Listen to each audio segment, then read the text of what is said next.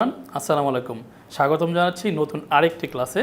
আজকে আমাদের যে টপিক সেটা হচ্ছে আপনারা অলরেডি জানেন যে আজকে আমরা ইংলিশ লিটারেচার পার্ট নিয়ে বেসিক্যালি আলোচনা করব।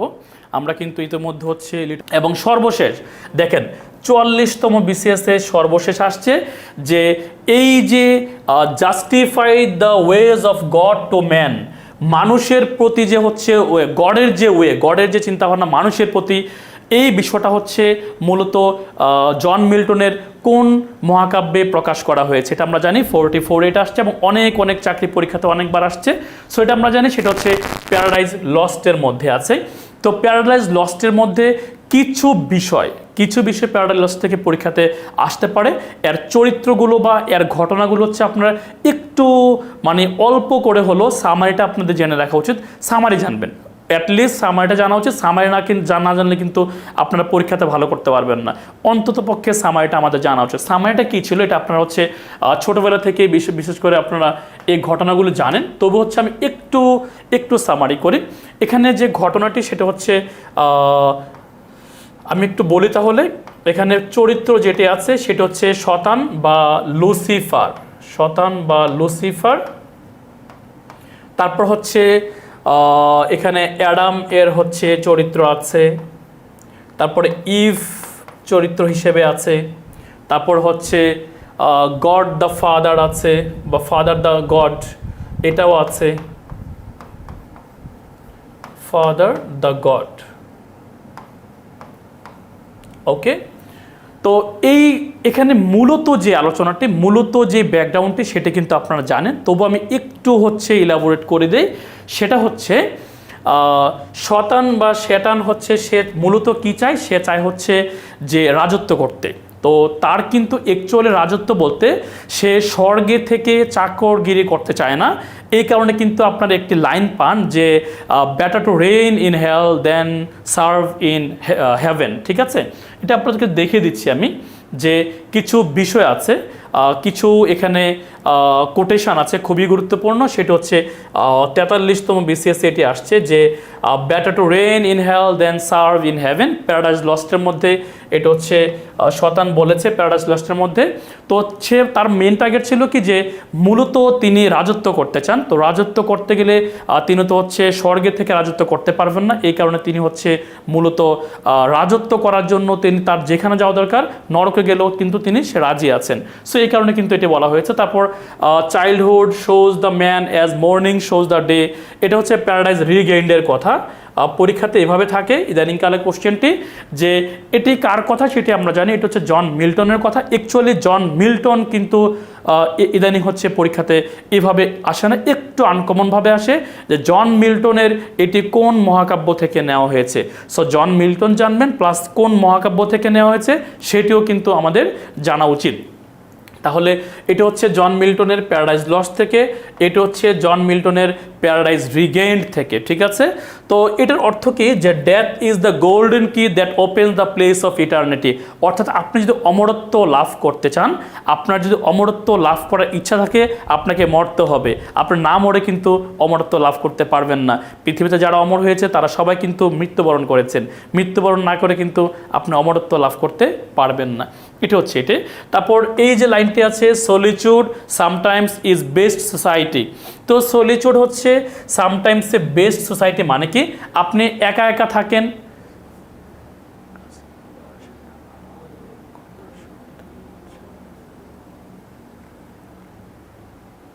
আচ্ছা, সলিচুড মানে হচ্ছে ক্লাসের মধ্যে আপনারা কাইন্ডলি পড়াশোনা রিলেটেড ছাড়া অন্য কোনো অপ্রাসঙ্গিক কথাবার্তা বলবেন না। আপনারা অনেক ম্যাচিওর্ড। আমরাও চাই, দেখেন আমরা কিন্তু ক্লাসের মধ্যে কোনো অন্য টাইপের কোনো কথাবার্তা বলি না। আমরা অলওয়েজ চাই আপনি পড়ার মধ্যেই থাকেন। আপনারা খেয়াল করেছেন কি না, আমি 1.5 ঘন্টা 2 ঘন্টা যতক্ষণই ক্লাস নিই, আমি সর্বোচ্চ সংখ্যক এমনও হয়েছে আমি 1.5 ঘন্টার ক্লাস 2.5 ঘন্টা পর্যন্ত নিয়েছি। আমি পড়ার মধ্যেই থাকি, আমি একটি গল্প করতে চাই না বা টাইম কিল করতে চাই না। প্লিজ হচ্ছে আপনারা একটু মনোযোগ দিয়ে ক্লাস করুন। অপ্রাসঙ্গিক কোনো কিছু এখানে কমেন্ট না করার জন্য আপনাদের সবাইকে আমি অনুরোধ করছি please. Okay, the solitude sometimes is best society, অর্থাৎ আপনি একা একা আছেন, এটাই হচ্ছে বড় একটা সোসাইটি। কি কি সুন্দর একটি কথা দেখেন, আপনি একা একা আছেন, এটি হচ্ছে সবচেয়ে বড় সোসাইটি বা বড় সমাজ।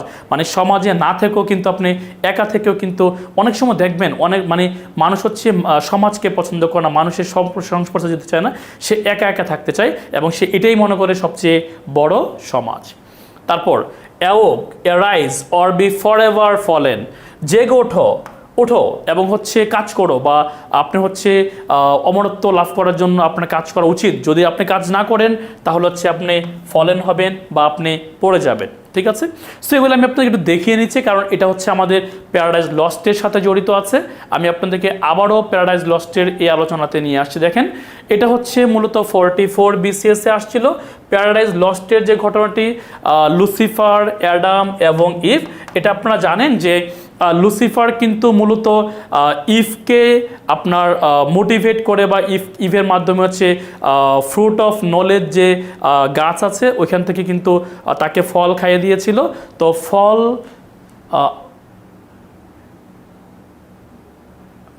ওকে, sound is fine, sound is fine, okay okay okay.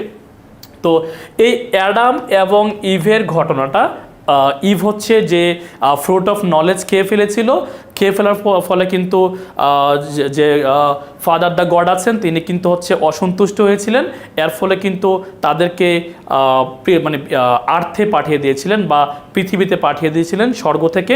তো এখানে একটি কথা আছে, সেটি হলো, আচ্ছা এখানে একটু কথা আছে, সেটি হলো মূলত ইভ কিন্তু মূলত প্রথম দিকে খেতে চায় নাই ফলটি, তাকে কিন্তু শয়তান হচ্ছে তাকে মোটিভেট করেছিল এবং বলেছিল যে তুমি এটা খেয়ে ফেললে হচ্ছে অনেক রূপবতী হবা। তো আপনারা জানেন যে মেয়েদেরকে যদি এই কথা বলা হয় যে তুমি এটা খেয়ে ফেললে রূপবতী হয়ে যাবা, গুণবতী হয়ে যাবা, মেয়েদের তো আর কোনো হুঁশ থাকবে না, এটা বুঝতেই পারতেছেন আপনারা। তো মেয়ে তো ইভ কিন্তু এটা খেয়ে ফেলছিল, তো খেয়ে ফেলার মূলত কারণ কিন্তু তাকে বলা হয়েছিল যে তুমি রূপবতী হয়ে যাবা। ঠিক আছে, সো খেয়ে ফেলার পরে কিন্তু অ্যাডাম এবং ইভকে হচ্ছে আমাদের আর্থে হচ্ছে তাদেরকে নিক্ষেপ করা হয়। ওকে, সো যেটা হোক, মূলত এই ঘটনাগুলো পরীক্ষাতে এইভাবে আসে যে better to reign in hell than serve in heaven, এই কথাটি হচ্ছে মূলত কোথায় বলা হয়েছে? প্যারাডাইজ লস্টে বলা হয়েছে। কে বলেছে এটা? লুসিফার বা শয়তান এটাকে বলেছে। এই বিষয়গুলো আপনাদের খেয়াল রাখতে হবে, কথাগুলো কে বলেছিলেন। এবং ইদানিংকালে আপনারা 40তম BCS এবং 41তম BCS এর কোশ্চেনগুলো একটু ঘাটাঘাটি করবেন। কোশ্চেনগুলো একটু ডিপ থেকে আসছিল, কোটেশনগুলো মূলত নর্মালি এইভাবে আসে নাই যে কথাটি কোন সাহিত্যকর্ম থেকে নেওয়া হয়েছে, এভাবে আসছিল কথাটি ওই সাহিত্যকর্মের কোন ব্যক্তি বা কে বলেছিলেন, একটু ডিপ থেকে আসছে। সো কথাটি কে বলেছিলেন সেই কথাটি আমরা মানে স্টাডি করার সময় পাশে লিখে রাখবো বা জেনে নিব। ওকে, সো আমরা প্যারাডাইজ লস্ট পড়বো, প্যারাডাইজ রিগেইন্ড পড়বো এবং লাইচিদাস পড়বো। এখান থেকে আরও কিছু বিষয় আছে, song on William Shakespeare, Samson Agonistes, Comus আছে, অফ এডুকেশন, এরূপে যেটাকে পরীক্ষাতে মূলত আপনারা এই 3টা পড়বেন। আমি আবারও বলছি, আমি চাচ্ছি আপনার অল্প পড়ে 12 থেকে 13 গেইন করেন। ঠিক আছে, বেশি পড়া একেবারেই দরকার নাই। প্যারাডাইজ লস্ট পড়বেন, প্যারাডাইজ রিগেইন্ড পড়বেন, লাইচিদাস পড়বেন, বাকি এগুলো থেকে না পড়লেও চলবে। এরূপে যেটাকে হচ্ছে পড়তে পারেন বা স্যামসং এজোনিস্টাস পড়তে পারেন। বাট ওই 3টা প্রিভিয়াসলি আপনাদেরকে পূর্ববর্তী স্লাইডে যে 3টি দেখিয়েছি এই 3টি অবশ্যই পড়তে হবে এবং এদের চরিত্রগুলো একটু স্টাডি করতে হবে আপনাদেরকে। আর এটা হচ্ছে কথাগুলো কে বলেছিল, এটা হচ্ছে মূলত বিষয়বস্তু কী ছিল, এই বিষয়গুলো একটু স্টাডি করতে হবে। তাহলে আমরা পরের স্লাইডে যেতে পারি। পরের স্লাইডে যেটি আছে সে জন মিল্টন ডান। জন মিল্টন থেকে আমাদের হচ্ছে মূলত এই 5টা কোটেশন, কিছু কোটেশন মানে দেখেন কোটেশন সবসময় সবচেয়ে বেশি আসে উইলিয়াম শেক্সপিয়ারের নাটকগুলো থেকে, অথবা এই আমাদের যে নিউ ক্লাসিক্যাল পিরিয়ড আছে এখানে অনেক কোটেশন আমরা পাবো। এখানে মূলত জন মিল্টন থেকে সবচেয়ে বেশি কোটেশন আছে। তো এই 5টা অনেকবার আসছে, এই প্রথমটি এবং দ্বিতীয়টি অনেকবার আসছে, আসার কথা এবং ভবিষ্যতেও কিন্তু আরও অনেকবার আসবে। তবে মনে রাখবেন এটি আসছে প্যারাডাইজ লস্ট থেকে, এটি হলো প্যারাডাইজ রিগেইন্ড থেকে। জানতে হবে কোনটি কোথায় থেকে এসেছিল। তারপর চলেন আমরা যাব হচ্ছে জন ড্রাইডেন, যার নাম অনুসারে রেস্টোরেশন পিরিয়ডটাকে করা হয়েছে।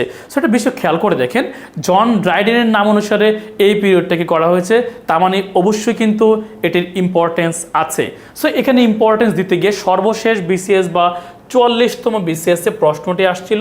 তবে মনে রাখবেন জন ড্রাইডেনের নাম হলো মডার্ন ইংলিশ ক্রিটিসিজম, মূলত তাকে হচ্ছে ফাদার অফ মডার্ন ইংলিশ ক্রিটিসিজমের এক কথা জনক বলা হয়ে থাকে। সো ক্রিটিসিজম কথাটা মনে রাখেন, জন ড্রাইডেনের সাথে হচ্ছে ক্রিটিসিজম কথাটি হচ্ছে জড়িত, পরীক্ষাতে আসে যে who is the father of modern English criticism. আমি আবারও বলছি, যতটুকু দরকার ঠিক অতটুকুই হচ্ছে আমি আপনাদেরকে স্টাডি করিয়ে দিচ্ছি, বা বেশি আলোচনা না, যতটুকু দরকার, ঠিক আছে? একদমই বেশি পড়া দরকার নাই, কারণ ইংলিশ লিটারেচারে অনেক অনেক অনেক অনেক তথ্য আছে। আপনি এত তথ্য পড়ে কখনই এগুলো খেয়াল রাখতে পারবেন না, অল্প অল্প করে স্টাডি করবেন। দেখেন অল ফর লাভ, মূলত এটি আপনারা জানেন, দেখি আপনাদের মধ্যে কারা জানেন অল ফর লাভ এই যে সাহিত্যকর্মটি আছে, এই সাহিত্যকর্মটি উইলিয়াম শেক্সপিয়ারের একটি নাটকের সাথে মিলে যায়। দেখি নাটকটির নাম বলতে পারেন কিনা।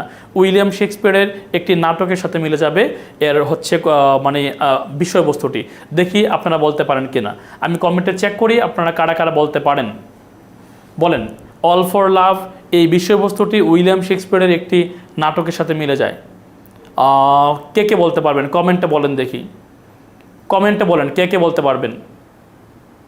এনিওয়ান কমেন্টে বলেন। রোমিও অ্যান্ড জুলিয়েট, না না না না, রোমিও অ্যান্ড জুলিয়েট না, রোমিও অ্যান্ড জুলিয়েট না, রোমিও অ্যান্ড জুলিয়েট না। অ্যাজ ইউ লাইক ইট, না না না না, no no no. Tempest, no no no no no no no.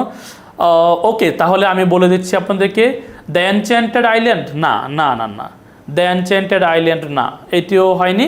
হোক, ওকে ওকে ওকে, নো প্রবলেম। আমি তাহলে বলে দিচ্ছি আপনাদেরকে, অল ফর লাভ এই বিষয়টি হচ্ছে মূলত মিলে যায় Antony and Cleopatra. Very good, Jafrin ভালো বলেছেন। অ্যান্টনি অ্যান্ড ক্লিওপেট্রা এই নাটকের সাথে এটি মিলে যাবে, কারণ অল ফর লাভের আমাদের যে হচ্ছে ক্যারেক্টার্সগুলো আছে, এখানেও কিন্তু অ্যান্টনি আছে এবং ক্লিওপেট্রা আছে, ঠিক আছে? তো মূলত এখানে যে বিষয়টি হচ্ছে আমরা ক্যারেক্টার্সগুলো একটু দেখি। এখানে ক্যারেক্টার হিসেবে হচ্ছে অ্যান্টনি আছে, এখানে ক্যারেক্টার হিসেবে হচ্ছে অ্যান্টনি আছে এবং ক্লিওপেট্রা আছে, এবং ক্লিওপেট্রা আছে। অ্যান্টনি এবং ক্লিওপেট্রার মধ্যে এক্সট্রা ম্যারিটাল অ্যাফেয়ার্স অর্থাৎ পরকীয়াজনিত সম্পর্ক আছে। এটাই হচ্ছে মূলত এই সাহিত্যকর্মের প্রধান বিষয়বস্তু, যে অ্যান্টনি এবং ক্লিওপেট্রার মধ্যে যে এক্সট্রা ম্যারিটাল অ্যাফেয়ার্স বা পরকীয়ার বিষয়টি, এটি হচ্ছে মূল আলোচনার বিষয়। তো এই ক্লিওপেট্রা এবং অ্যান্টনির থেকে এটা একেবারে শেষের দিকে, বিস্তারিত আলোচনা করা সম্ভব হবে না, একেবারে শেষের দিকে গিয়ে আমি একটু বলে দিচ্ছি আপনাদেরকে, অল্প একটু বলে দিই। সেটা হচ্ছে অ্যান্টনির যে মানে আসল বউ, নকল বউ না, বা অ্যান্টনির যে ওয়াইফ তার নাম হচ্ছে অক্টাভিয়া। অ্যান্টনির যে ওয়াইফ তার নাম হচ্ছে অক্টাভিয়া। তো অক্টাভিয়া হচ্ছে অ্যান্টনির ওয়াইফ, বৈধ ওয়াইফ, বৈধ ওয়াইফ। তো আর অ্যান্টনির পরকীয়া হচ্ছে মিশরের রানী ক্লিওপেট্রার সাথে। আপনারা জানেন অ্যান্টনি হচ্ছে রোমান জেনারেল। এটা হচ্ছে আমাদের উইলিয়াম শেক্সপিয়ারের অ্যান্টনি অ্যান্ড ক্লিওপেট্রার মূলত আলোচনাটাই। তো এখানে যেই মূলত বিষয়টি সেটি হচ্ছে শেষের দিকে, আমাদের এই সাহিত্যকর্মের একেবারে আলোচনার শেষের দিকে যেটা ঘটে সেটা হচ্ছে অ্যান্টনি হচ্ছে মারা যায় এবং মিশরের রানী যে ক্লিওপেট্রা সেও হচ্ছে বিষ পানে আত্মহত্যা করে। এই বিষয়টিতে মূলত একটা মানে সামারি দিতে চেয়েছে, থিম দিতে চেয়েছে, সেটি হলো এক্সট্রা ম্যারিটাল অ্যাফেয়ারের যে বিষয়টি সেটি হচ্ছে গুরুতর এবং খারাপ একটি বিষয়, এবং এতে কোনো শান্তি আসলে অ্যাকচুয়ালি আসে না, মূলত এখানে হচ্ছে দুঃখ বা কষ্ট পেতে হয়। এটা হচ্ছে মূলত মেইন আমাদের যে থিমটা আছে। ওকে, তো অ্যান্টনি, ক্লিওপেট্রা, অক্টাভিয়া এগুলো হচ্ছে মূলত এর চরিত্র। এখান থেকে আমাদের জন ড্রাইডেন থেকে পরীক্ষাতে আসার মতো যে বিষয় আছে আমি দাগিয়ে দিচ্ছি আপনাদেরকে। অল ফর লাভ পড়বেন, অ্যাবসালম অ্যান্ড একেটোফেল পড়বেন, দ্য ইন্ডিয়ান এম্পারার পড়বেন, ম্যাকফ্লেকনম পড়বেন, এই চারটা পড়বেন। আর কোনো কিছু এখান থেকে পড়া দরকার নাই, ডান, 100% ডান। এখানে এই পাশে আরও 3টা আছে, আমি আপনাদেরকে এই 3টা পড়তে বলি নাই, পড়া দরকার নাই। যারা 15 থেকে 15 পেতে চান তারা পড়বেন। আমি এই কারণে স্লাইডে এই বিষয়গুলোকে রেখেছি, যারা একটু বেশি বেশি স্টাডি করতে চান, ঠিক আছে? ওকে, তাহলে আমরা চলে যেতে পারি আমাদের পরবর্তী আরেকটি স্লাইডে। চলেন তাহলে দেখিয়ে দিচ্ছি পরবর্তী স্লাইড, সেটি হচ্ছে জন ড্রাইডেন দুটি কোটেশন দিয়েছেন, খুবই ভালো দুটি কোটেশন। আমার নিউ ক্লাসিক্যাল এই পিরিয়ডের কোটেশনগুলো আমার খুবই পছন্দের, মানে এক কথায় খুবই বাস্তবিক সম্মত কোটেশন আছে এখানে। They think too little who talk too much, মানে যারা হচ্ছে বেশি বাচাল তারা কিন্তু চিন্তা ভাবনা ছাড়া কথাবার্তা বলে। পরবর্তী যে কোটেশন, আমরা প্রথমত হ্যাবিট তৈরি করি, পরবর্তীতে হ্যাবিট আমাদেরকে তৈরি করে, পরবর্তীতে হ্যাবিট আমাদেরকে তৈরি করে। স্পিকারটি আর একটু উপরে নিলে ভালো। আমি তো স্পিকার সবসময় এখানে রেখে কথা বলি। সবাই সাউন্ড নিয়ে কথা বলছেন, আমি একটু তাহলে চেক করি, হ্যাঁ একটু দেখি, একটু সময় নিচ্ছি 30 সেকেন্ড। সাউন্ড চেক করো তো একটু। সবাই সাউন্ডের কথা বারবার বলছে।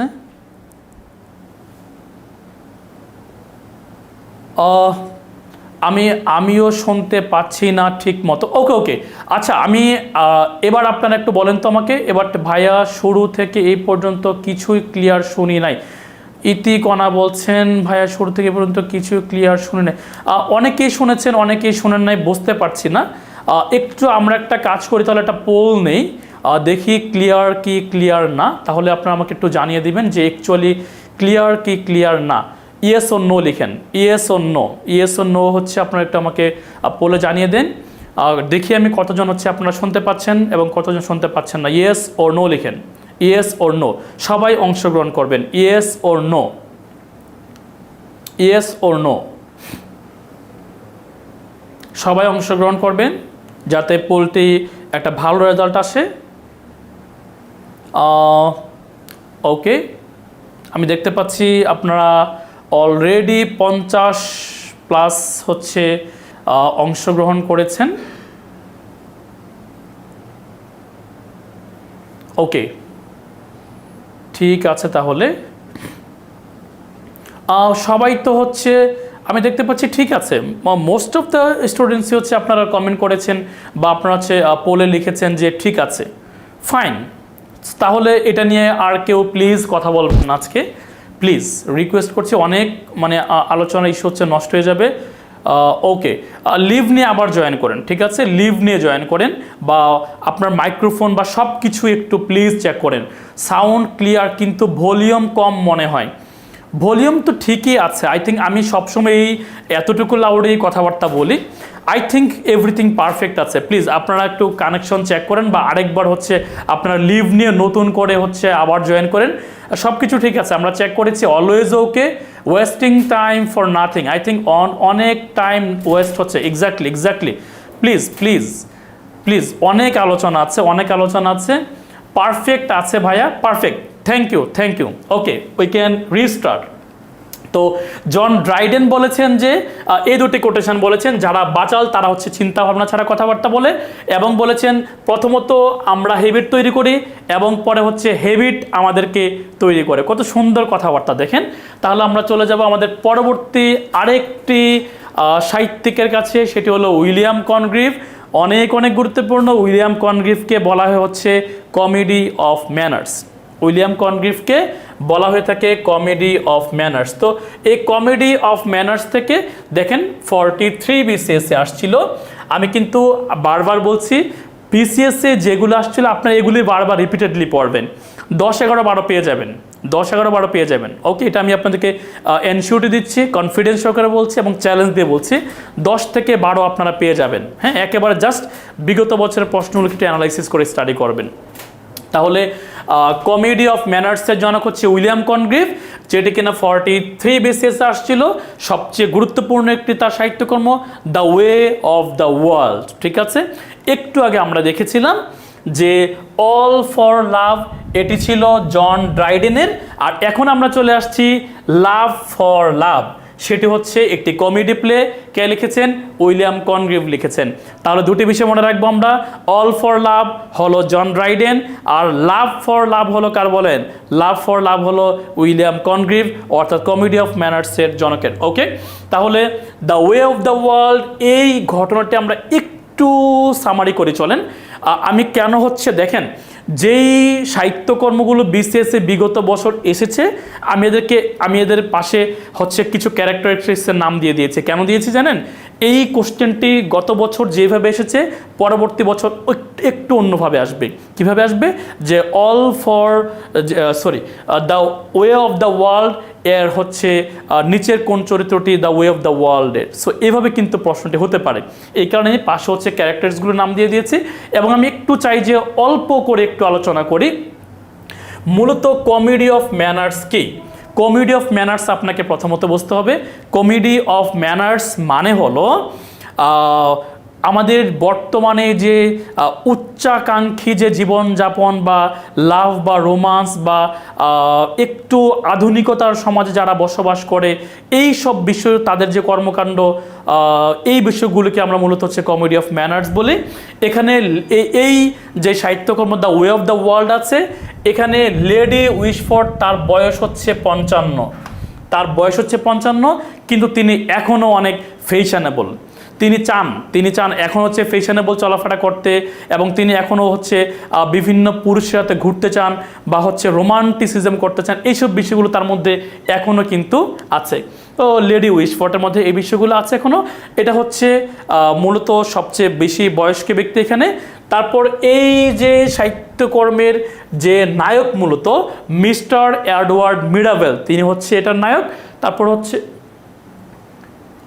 তারপর হচ্ছে নায়িকা হচ্ছে এটার মিলামেন্ট, আর এটা ভিলেন হচ্ছে মূলত মিস্টার ফেনাল। সো মিস্টার ফেনালের যে ওয়াইফ তার নাম হচ্ছে মিসেস অ্যারাবেলা ফেনাল। সো অ্যারাবেলা ফেনাল হচ্ছে আবার লেডি উইশফোর্টের মেয়ে। আমি প্রথম থেকে আবারও বলছি, লেডি উইশফোর্টের মেয়ে হচ্ছে মিসেস অ্যারাবেলা ফেনাল, যাকে বিয়ে দেওয়া হয়েছে মিস্টার ফেনালের কাছে, যে হচ্ছে ঘর জামাই এবং যে হচ্ছে কোনো কাজকর্ম করে না, মানে একটু টাকা পয়সা মানে গ্রিড বা তার ভিতর হচ্ছে শ্বশুর বাড়ি থেকে যৌতুক টাইপের নেওয়ার চিন্তা ভাবনা বা টাকা পয়সা নেওয়া এরকম টাইপের একটা বিষয় আছে। তো এখানে মিলামেন্টের আন্টি হচ্ছে লেডি উইশফোর্ড, যে কিনা হচ্ছে এই গল্পের নায়িকা মূলত। সো আমরা তাকে হচ্ছে নায়িকা বলতে পারি। মিলামেন্ট হচ্ছে নায়িকা, আর ভিলেন হচ্ছে মিস্টার ফেনাল, আর নায়ক হচ্ছে মিস্টার এডওয়ার্ড মিরাবেল। ওকে, তো মূলত এটির ঘটনাটি যদি আমরা স্টাডি করি অনেক বড় আলোচনা আসবে। তবে মূলত মেইন টার্গেট যেটা, মিস্টার এডওয়ার্ড মিরাবেল নায়িকাকে বিয়ে করতে চায়, এটা হচ্ছে মেইন ঘটনা। তো বিয়ে করার জন্য লেডি উইশফোর্ডকে সে হচ্ছে বিভিন্নভাবে পটাতে চায়। এই কাহিনীর একেবারে লাস্টের দিকে গিয়ে দেখা যাবে যে লেডি উইশফোর্ড হচ্ছে একটি বিপদে পড়ে গিয়েছেন। তো ওই বিপদ থেকে উদ্ধার করা হচ্ছে মিস্টার এডওয়ার্ড মিরাবেল। এই উদ্ধার করার ফলে লেডি উইশফোর্ড হচ্ছে মিলামেন্টের সাথে, মানে নায়কের সাথে নায়িকার বিয়ে দিয়ে দেয়। সো এটা হচ্ছে ভালো একটি মিলন ঘটে। সো এটা হচ্ছে মূলত কাহিনী। তো পরীক্ষাতে যেহেতু 43 বিসিএস এটি আসছে যে কে লিখেছেন, পরবর্তী বিসিএস এটা এভাবেও আসতে পারে যে মিলামেন্ট চরিত্রটি বা নায়িকা চরিত্রটি কোন সাহিত্যকর্মের। সো একটু যে বিষয়গুলো একটু ক্লিয়ারলি বারবার পড়া উচিত, বা মানে যেগুলো বিগত বছর এসেছে এদের চরিত্রগুলো বা ক্যারেক্টারগুলো বা সিম্পল সাহিত্য মানে সামারিটা বা থিমটা কিন্তু আপনাদের জানা উচিত। ও এখান থেকে আপনাদের যা যা পড়া উচিত, আপনারা এখান থেকে 1 পড়বেন, আর 2 পড়বেন, আর কিছুই পড়বেন না। আরেকটা বিষয় পড়বেন, উইলিয়াম কনগ্রিফকে কমেডি অফ ম্যানার্স বলা হয়, এর বাইরে আসবে না ইনশাল্লাহ, আসার কথা না। ঠিক আছে, ডান। 1 এবং 2 পড়লেই মোটামুটি আমাদের এটা ডান হয়ে যাবে। ওকে, ঠিক আছে, ডান। এরপর আমরা যাব হচ্ছে আমাদের পরবর্তী আরেকটি আলোচনাতে, সেটি হলো জন বুনিয়ান থেকে পরীক্ষাতে এটি আসছিল, দ্য পিলগ্রিমস প্রগ্রেস। এখান থেকে আর কোনো কিছু পড়া দরকার নাই, একেবারে দরকার নাই। তবে শুধু আপনারা এই কোটেশনটি খেয়াল রাখতে পারেন। এই কোটেশনটির মানে হলো, কোটেশনটি পড়েন একটু দেখেন, in prayer it is better to have a heart. মানে আপনি যখন হচ্ছে প্রেয়ার করেন তখন আপনার হৃদয় থাকা উচিত, আপনার কথাবার্তা বলা উচিত না। বেশি কথা বললেই যে আপনি হচ্ছে স্রষ্টা থেকে অনেক কিছু পেয়ে যাবেন, বিষয়টা এরকম না। ঠিক আছে, একদমই না। তো মূলত হচ্ছে একেবারেই আপনার মেইন টার্গেট যেটা থাকবে সেটা হলো কিছু শব্দ বেছে নেবেন, যে হার্ট, ওয়ার্ডস এরকম টাইপের শব্দ বেছে নেবেন। শব্দগুলি দিয়ে হচ্ছে খেয়াল রাখবেন যে এই কোটেশনটি কে করেছিলেন, জন বুনিয়ান। তো মূলত এটা যে বাংলা অর্থ সেটা হচ্ছে আপনার প্রেয়ারের ক্ষেত্রে হার্ট থাকা উচিত, কথাবার্তা না বললেও হবে, মানে আপনি হচ্ছে স্রষ্টার কাছে শুধু হার্ট দিয়ে চাচ্ছেন, এটাই কিন্তু এনাফ। আপনি চিল্লাচিল্লি করে চাচ্ছেন বাট আপনার হার্ট চাচ্ছে না, সেটা কিন্তু দরকার নাই, মানে একেবারে ওয়ার্ডস দরকার নাই, দরকার হচ্ছে হার্ট। ঠিক আছে, আমরা এবার যাব হচ্ছে আমাদের পরবর্তী আরেকটি সাহিত্যিকের কাছে, সেটি হলো স্যামুয়েল বাটলার। আপনারা জানেন যে স্যামুয়েল বাটলারের হচ্ছে স্যাটারিক পোয়েম হচ্ছে হুডিভার্স। হুডিভার্স হচ্ছে মূলত এটার প্রটাগনিস্ট সে নিজেই, এবং সে হচ্ছে একজন যোদ্ধা। এগুলো হচ্ছে মূলত পরীক্ষা তো অত বেশি ইম্পর্টেন্ট না। কারণ কেন ইম্পর্টেন্ট না আপনারা কিন্তু অলরেডি জানেন যে বেসিক্যালি আমাদের যে বিখ্যাত কিছু রাইটার্স আছে, কারা আছে, William Wordsworth, William Shakespeare, John Milton, এরা যে অনেক বিখ্যাত, এই বিখ্যাতগুলো থেকে কিন্তু পরীক্ষাতে কোশ্চেন আসে। তবে একেবারে যারা আমরা 15 to 15 বা 14-15 পেতেই চাই তাদেরকে কিন্তু একটু ভিতর থেকে, বা যারা একটু অবিখ্যাত, মানে বিখ্যাত রবীন্দ্রনাথ ঠাকুর বা কাজী নজরুল ইসলাম না, আপনার কিন্তু সেই সব সাহিত্যিকের পড়াগুলো আপনাকে একটু স্টাডি করতে হবে। তারপরে আমরা যাব হলো আমাদের পরবর্তী আলেকজান্ডার পোপে, সবচেয়ে বেশি অনেক গুরুত্বপূর্ণ, এবং এই যে আমাদের যে অগাস্টান পিরিয়ড এটি কিন্তু হচ্ছে তার নাম অনুসারে করা হয়, এবং দ্য মোস্ট ইম্পর্ট্যান্ট ওয়ান, অনেক অনেক অনেক অনেক গুরুত্ব বোঝানোর জন্য আপনাদেরকে আমি এখানে পাশে 44 BCS এবং 40তম BCS-এর দুটি কোশ্চেনকে দিয়ে রেখেছি, যাতে আপনারা ভালোভাবে বুঝতে পারেন যে how important this topic is or this writer is. তাকে বলা হয় হচ্ছে মক হিরোইক পোয়েট। মক মানে হচ্ছে একটু ব্যঙ্গাত্মক টাইপের একটু কথাবার্তা বা ব্যঙ্গাত্মক টাইপের তিনি সাহিত্যকর্ম লিখতে পছন্দ করেন, মানে ব্যঙ্গ রচনার মাধ্যমে সমাজকে বা দেশকে বা জাতিকে তিনি হচ্ছে একটু মানে ঠিক পথে আনতে চান। এটা হচ্ছে মূলত এই কারণে তাকে বলা হয় মক হিরোইক পোয়েট। তো এখানে তার যে সবচেয়ে ভালো বা সবচেয়ে বিখ্যাত সাহিত্যকর্ম সেটি হলো the rape of the lock. Rape মানে কি ধর্ষণ? না। লক মানে কি? লক মানে হচ্ছে চুলের বেনি, চুলের খোপা।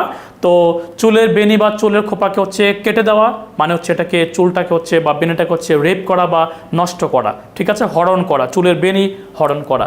তো এখানে যে মূলত নায়ক এবং নায়িকা, নায়ক হলো ব্যারন এবং নায়িকা হলো বেলিন্ডা। তো বেলিন্ডা কেমন টাইপের চরিত্র?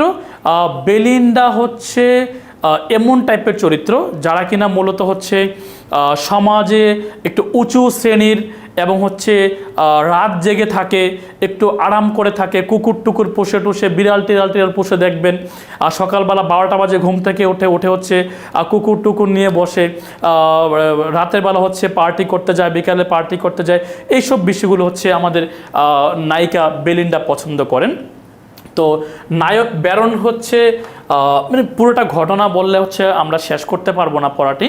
তাহলে মূলত ব্যারন হচ্ছে এই বেলিন্ডার যে একেবারে শেষের দিকে গিয়ে, মানে লাস্টের দিকে গিয়ে গল্পের, বেলিন্ডার হচ্ছে যে চুলের খোপা থাকে তার হচ্ছে সবচেয়ে সৌন্দর্য, মানে বেলিন্ডার মূলত সৌন্দর্য হচ্ছে তার চুলের দুটি খোপা।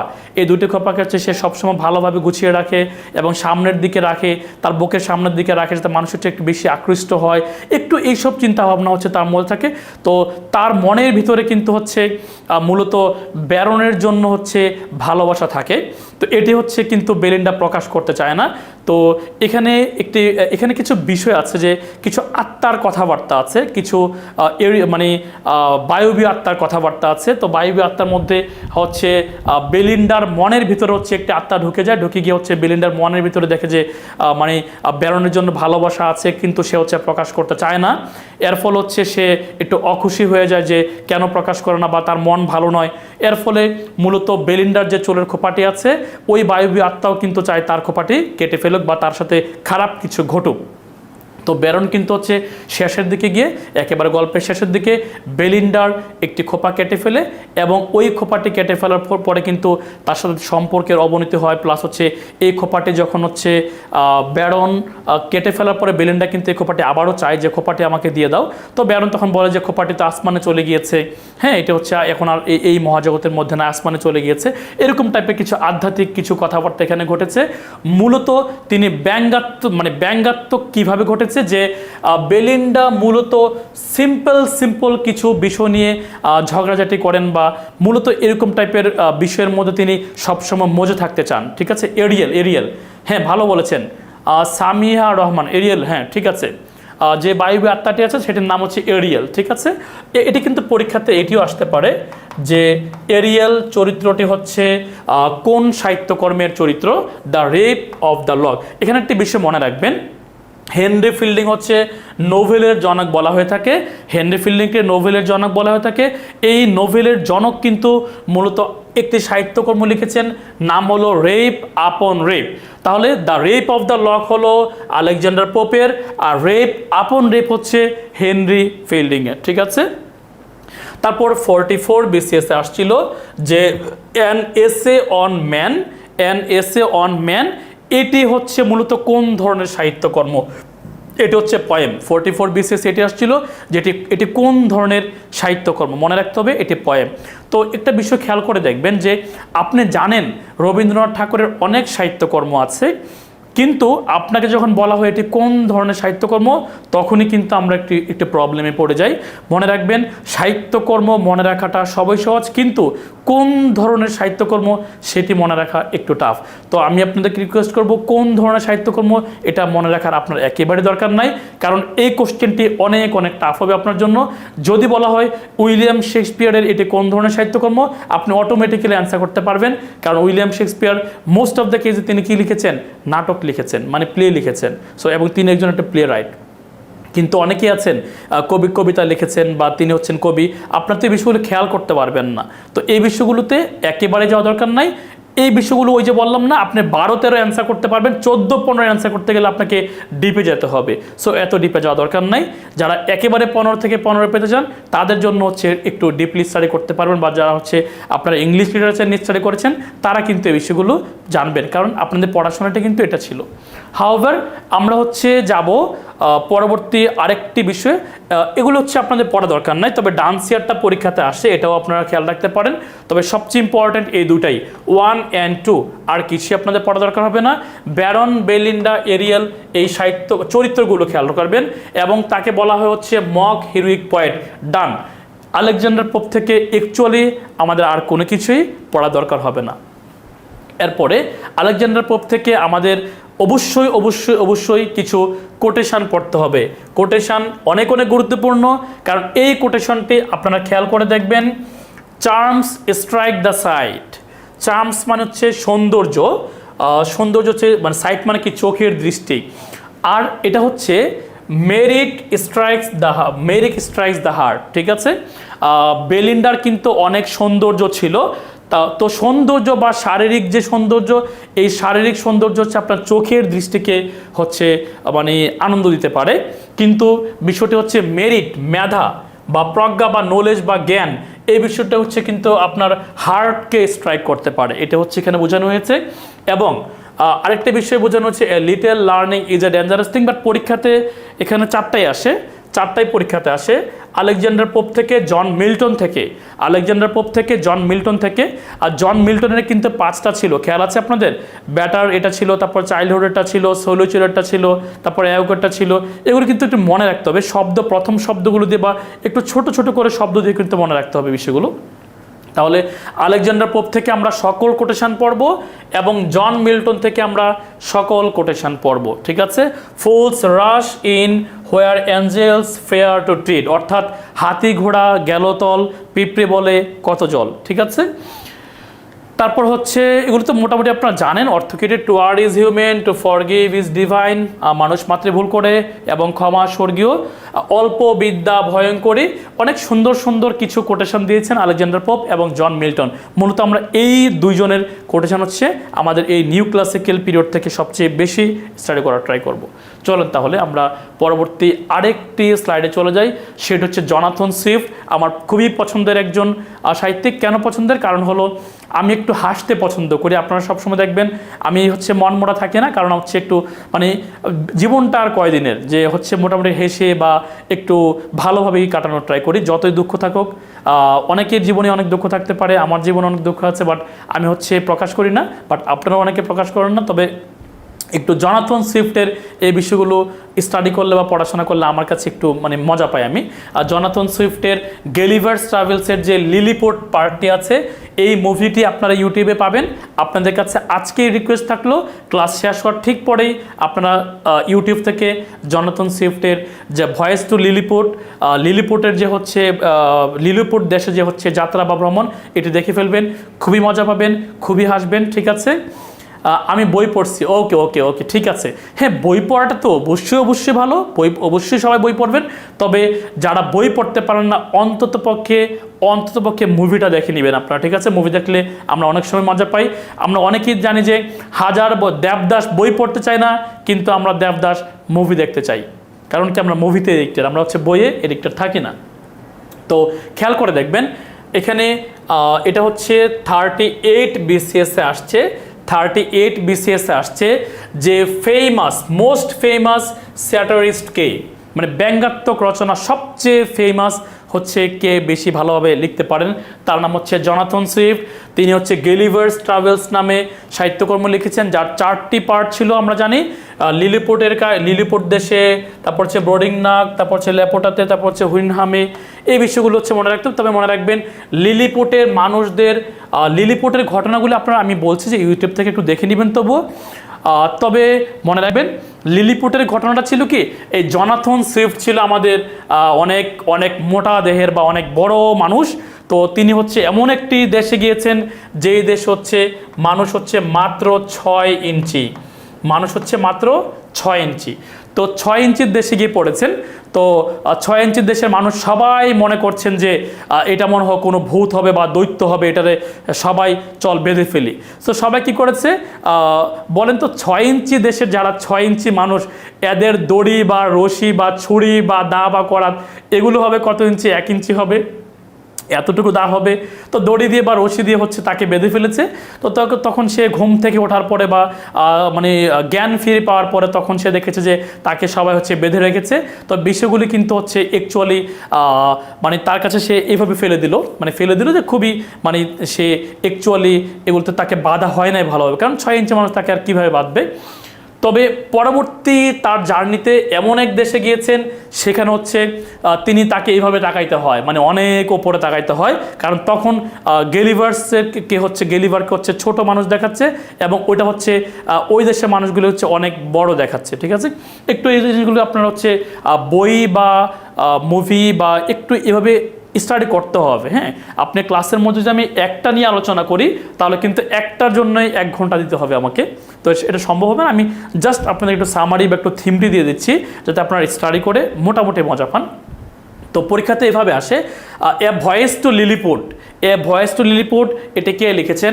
Jonathan Swift. তাকে মোস্ট ফেমাস স্যাটারিস্ট বলা হয়ে থাকে।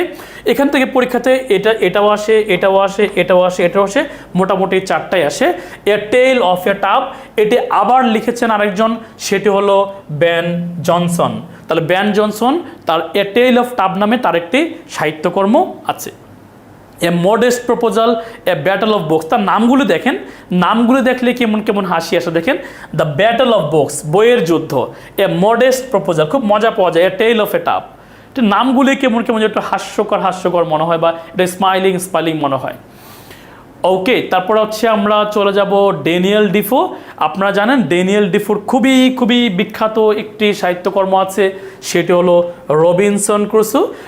অ্যাকচুয়ালি এখান থেকে আপনারা শুধু রবিনসন ক্রুসো পড়লেই হবে। তো রবিনসন ক্রুসো এমন একজন ব্যক্তি, যার বাবা তাকে আইনজীবী হতে চেয়েছিলেন, কিন্তু তিনি হচ্ছে আইনজীবী হতে চান না, তিনি চান সাগর ভ্রমণ করতে বা অ্যাডভেঞ্চারাস লাইফ তিনি পছন্দ করেন।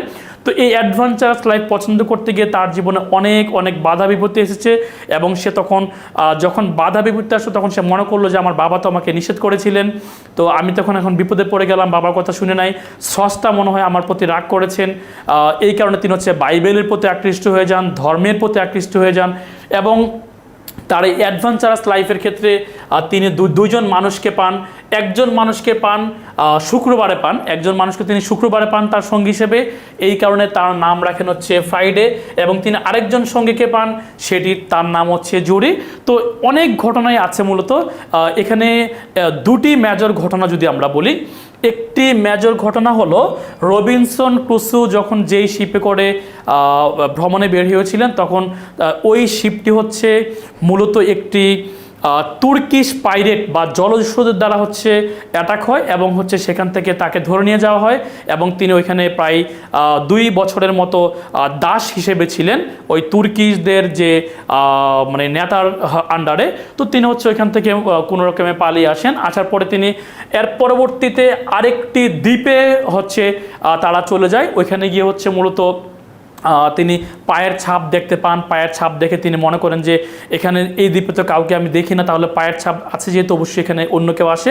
পরবর্তীতে তিনি দেখেন যে এই পায়ের ছাপ দেখে তিনি খেয়াল করেছেন যে এখানে নরখাদক কিছু বসবাস করেন, মানুষ নিয়ে আসে, মানুষকে হত্যা করা হয়। তো সেখান থেকে হচ্ছে মূলত আমাদের রবিনসন ক্রুসো ফ্রাইডে নামক যে ব্যক্তিটি আছে তাকে রক্ষা করেন, রক্ষা করার পরে হচ্ছে মূলত তার সঙ্গী হয়ে যায়। এগুলো অনেক ঘটনা আছে, ঘটনাগুলো আপনারা আমি সবসময় চাইবো যে অন্ততপক্ষে বইগুলো যদি পড়তে না পারেন আপনারা ইউটিউব থেকে বা বিভিন্ন সোর্স থেকে সামারিগুলো পড়বেন, সো দ্যাট ভালো করে মনে থাকে।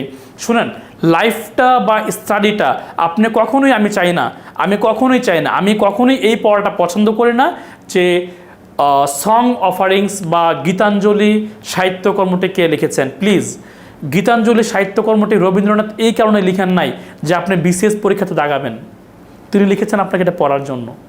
উইলিয়াম শেক্সপিয়ার হ্যামলেট কেন লিখেছেন, যে হ্যামলেট কে লিখেছেন বাংলাদেশের পরীক্ষাতে আসবে এই কারণে লিখেছেন এটা না, আপনাকে এটা পড়ার জন্য লিখেছে। আপনারা এটা পড়বেন, অন্ততপক্ষে এটার সামারিটি জানবেন, অন্ততপক্ষে সামারি জানবেন। ওকে, আমার কাছে এই জিনিসগুলো মানে আমি এগুলো স্টাডি করতে পছন্দ করি বা অনেক মজা পাই। আপনারা হচ্ছে এই জিনিসগুলো অন্ততপক্ষে ছোটো ছোটো বিষয়গুলো সামারিগুলো পড়ে নেবেন, ঠিক আছে? তাহলে ভালোভাবে মনে থাকবে আপনাদের এই ঘটনাগুলো, অথবা পরীক্ষাতে আসলে আপনি যে কোনোভাবে উত্তর করতে পারবেন। বলেন, কাজী নজরুল ইসলাম যে আমাদের উপন্যাস লিখেছে, বলেন এই 3টি উপন্যাস অন্ততপক্ষে সামারিগুলো কে পড়েছেন? বলেন উপন্যাসগুলোর নাম বলেন, সামারি বাদ দেন, উপন্যাসগুলোর নাম বলেন। বলেন কাজী নজরুল ইসলামের উপন্যাসগুলোর নাম বলেন। আমাদের এত বিখ্যাত একজন সাহিত্যিক, আমাদের জাতীয় কবি, তার আপনারা উপন্যাসগুলো জানেন না, বা হচ্ছে এদের উপন্যাসগুলো আপনার স্টাডি করা হয় নাই। যদি নজরুল এই কথা জানতো যে আপনারা হচ্ছে বিসিএসের শুধু 3টা নাম পড়েন, শুধু উপন্যাসগুলোর নাম পড়েন, তাহলে হচ্ছে নজরুল কখনো এই উপন্যাসগুলো লিখতো না। নজরুল উপন্যাসগুলো লিখেছেন কেন? আপনাকে স্টাডি করার জন্য, তাই না? কোহলিকা, বাঁধনহারা, মৃত্যু খোদা, তাই না? কোহলিকা, বাঁধনহারা, মৃত্যু খোদা, এগুলো কেন লিখেছেন? আপনি যাতে স্টাডি করেন, আপনার যাতে পড়েন। বাট আমরা কি করি? আমরা শুধু এটাই পড়ি, কোহলিকা, বাঁধনহারা, মৃত্যু খোদা, শেষ, আর কিছু পড়া দরকার না। কারণ আমার বিসিএসে এমসিকিউ দাগানোর কি হয়ে গেল, মানে এটা ভালো একটা ওয়ে হয়ে গেল। ঠিক আছে, একটু স্টাডি করতে হবে, না হলে কিন্তু মজা পাবেন না। এগুলো সবগুলি আপনারা একটু অল্প অল্প করে স্টাডি করবেন, ঠিক আছে? আর ড্যানিয়েল ডিফো থেকে আমরা আর কিছুই পড়বো না, রবিনসন ক্রুসো, ফ্রাইডে অ্যান্ড জুরি আর কিছুই পড়া দরকার নাই। এখানে একটা বিষয় আছে, সেটা হলো আরেকজন ক্যারেক্টার আছে, সেটা হলো উইডো নামে একটা ক্যারেক্টার আছে। এই উইডো নামে ক্যারেক্টারের কাছে আমাদের রবিনসন ক্রুসো হচ্ছে যখন ভ্রমণে যাবেন তখন তিনি হচ্ছে কিছু পাউন্ড রেখে যান। তো এই পাউন্ডগুলো হচ্ছে যখন তিনি ভ্রমণ থেকে ফিরে আসেন তখন হচ্ছে এই পাউন্ডগুলো তখন আবার তার কাছ থেকে ফিরে পান। মানে বিশ্বাসযোগ্যতা যে একটা বিষয়, সেটাও এখানে দেখানো হয়েছে। এগুলো আপনাদেরকে স্টাডি করতে হবে। চলুন আমরা যাব আমাদের পরবর্তী স্যামুয়েল রিচার্ডসনের মধ্যে পামেলাটিকে হচ্ছে আমরা পড়ি। কেন পড়ি জানেন? এই পামেলা হচ্ছে আমাদের ফার্স্ট মডার্ন নোভেল। চলুন আপনাদেরকে 2টি নোভেলের কথা বলি। আমাকে আপনারা বাংলা বলেন যে বাংলাতে আমাদের প্রথম নোভেল কোনটি? বাংলাতে আমাদের প্রথম উপন্যাস কোনটি? বলেন, বাংলাতে আমাদের প্রথম উপন্যাস কোনটি? বলেন দেখি, বাংলা প্রথম উপন্যাস কোনটি আমাদের? বাংলাটা তো পারা উচিত। বলেন, বাংলা প্রথম উপন্যাস কোনটি? প্রথম উপন্যাস কোনটি বাংলা? বাংলা প্রথম উপন্যাস হচ্ছে আলালের ঘরে দুলাল। এক্স্যাক্টলি, আলালের ঘরে দুলাল। হ্যাঁ, আলালের ঘরে দুলাল, অবশ্যই আলালের ঘরে দুলাল। এবার যদি বলা হয়, বলেন আলালের ঘরে দুলাল কি? এটা কি? বলেন, আলালের ঘরে দুলাল কি সফল? না। তাহলে বলেন সফল কোনটি? আলালের ঘরের দুলাল কিন্তু সফল না। সফল কোনটি বলেন? এক্স্যাক্টলি, সফল কোনটি বলেন? সফলটি জানতে হবে। সফল কোনটি বলেন? এই বিষয়গুলো আপনাকে একটু খেয়াল করতে হবে। তো মডার্ন, হ্যাঁ, সফল হচ্ছে দুর্গেশ নন্দিনী, মাইকেল মধুসূদন দত্তের যেটি আছে। ওকে, ভেরি গুড। তাহলে দেখেন, দুর্গেশ নন্দিনী, আমি জানি না আপনারা স্টাডি করেছেন কিনা, আমি যেগুলো একটু ফেমাস, আমি কিন্তু দুর্গেশ নন্দিনী এই বইটি স্টাডি করেছি। তারপর হচ্ছে আলালের ঘরে দুলাল, এই বইটি স্টাডি করেছি। এগুলো হচ্ছে স্টাডি করতে, যেগুলো প্রথম এগুলো অন্তত পক্ষে এগুলো স্টাডি করবেন। অন্তত পক্ষে মনে করেন আপনাকে বলা হলো সত্যজিৎ রায়ের প্রথম মুভি কোনটি, ওই মুভিটা দেখবেন, কারণ তিনি প্রথম মুভি দিয়ে কিন্তু অস্কার পুরস্কার পেয়েছিলেন। ঠিক আছে, কেমন মানে অন্ততপক্ষে যেগুলো ফেমাস বা প্রথম বা সর্বশেষ এগুলো একটু পড়েন। ঠিক আছে, ওকে। সো পামেলাকে আমরা বলি the first modern novel. So আমরা পামেলাকে হচ্ছে দুর্গেশ নন্দিনীর সাথে তুলনা করতে পারি। ওকে, মডার্ন নোভেল। ঠিক আছে, তারপর হচ্ছে ক্লারিজা, এটিও হচ্ছে আমরা পড়তে পারি। সো স্যামুয়েল রিচার্ডসন থেকে দুইটাই পরীক্ষাতে আসে, পামেলা আসে, না হলে ক্লারিজা আসে। ক্লারিজা হচ্ছে মূলত একটি ইয়াং লেডির একটি হচ্ছে হিস্টোরি আলোচনা করা হয়েছে, তবে মূলত পামেলাটা পরীক্ষাতে সবচেয়ে বেশি আসে, সেটা হলো দ্য ফার্স্ট মডার্ন নোভেল। আমরা এরপরে চলে যাব পরবর্তী স্যামুয়েল জনসন। স্যামুয়েল জনসনের নাম অনুসারে আমাদের যে 3 নাম্বার পিরিয়ডটি আছে, দ্য এজ অফ সেন্সিবিলিটি, সেই নামটি নামকরণ করা হয়েছে এবং তাকে বলা হয় হচ্ছে ডিকশনারি এর জনক বা লেক্সিকোগ্রাফার। আমরা জানি লেক্সিকোগ্রাফার মানে হলো যিনি ডিকশনারি লিখেন। ঠিক আছে, তবে তিনি উইলিয়াম শেক্সপিয়ারের কে নিয়েও লেখালেখি করেছেন, এ প্রিফেস টু উইলিয়াম শেক্সপিয়ার। তারপর আরেকটা হচ্ছে রাসেলাস প্রিন্স অফ আবিসিনিয়া। ওকে, তো মোটামুটি স্যামুয়েল জনসন থেকে পরীক্ষাতে একটি প্রশ্ন সবচেয়ে বেশি আসে, সেটি হলো ডিকশনারি বা লেক্সিকোগ্রাফার, এই শব্দটি কার সাথে জড়িত? Samuel Johnson. আরেকটি প্রশ্ন আসে এজ অফ সেন্সিবিলিটি, এটি হচ্ছে কার নাম অনুসারে করা হয়েছে? সেটি হচ্ছে স্যামুয়েল জনসন। ওকে, তো আমরা চলে যাব পরবর্তী আরেকটি, সেটি হলো গেটে। সো গেটে হচ্ছে জি আছে, মনে রাখেন, জিতে গেটে, জিতে জার্মান। ঠিক আছে, এটা পরীক্ষাতে আসে। তিনি কোন দেশের সাহিত্যিক? German writer. ঠিক আছে, সো এভাবে মনে রাখবেন, জিতে গেটে, জিতে হচ্ছে জার্মান। আর কিছু মনে রাখা দরকার নাই, তবে এখান থেকে পরীক্ষাতে এই দুটো আসে, ফাউস্ট আর এগমাউন্ট, এই দুটোই আসে, আর কিছু পড়া দরকার নাই। বাকিগুলো যদি স্টাডি করতে চান করতে পারেন, তবে এই দুটি স্টাডি করলে মোটামুটি আমাদের জন্য 95% আমরা মার্কস ক্যারি করতে পারবো। আমরা চলে যাব হচ্ছে পরবর্তী আরেকটি সাহিত্যিকের কাছে, সেটি হলো হেনরি ফিল্ডিং। দেখেন, হেনরি ফিল্ডিংয়ের আমি নাম দিয়ে দিয়েছি, মানে জন্মসাল এবং মৃত্যুসাল দিয়ে দিয়েছি, কারণ আছে। কেন দিয়েছি একটু পরে আপনাদেরকে আমি বলবো। কারণ হেনরি ফিল্ডিংয়ের যে টম জোন্স আছে, এটি হচ্ছে 44 BCS আসছিল এবং 23তম BCS আসছিল। কিভাবে আসছিল? যে টম জোন্স, এটি হচ্ছে কখন রচনা করা হয়েছিল? তো খেয়াল করেন, তার জীবন কর্মটা বা তার যে জীবনী সাল, সেটা হচ্ছে 1707 থেকে শুরু করে 1754 পর্যন্ত। তার মানে 18 শতাব্দীর প্রথম দিকে, 18 শতাব্দীর ফার্স্ট হাফে, হ্যাঁ, 18 শতাব্দীর ফার্স্ট হাফে হচ্ছে এটি লেখা হয়েছে। তো এই কারণে কিন্তু আমি কিন্তু কারোই মানে জন্ম এবং মৃত্যু সাল দিই নাই, বাট হেনরি ফিল্ডিংয়ের দিয়ে দিয়েছি।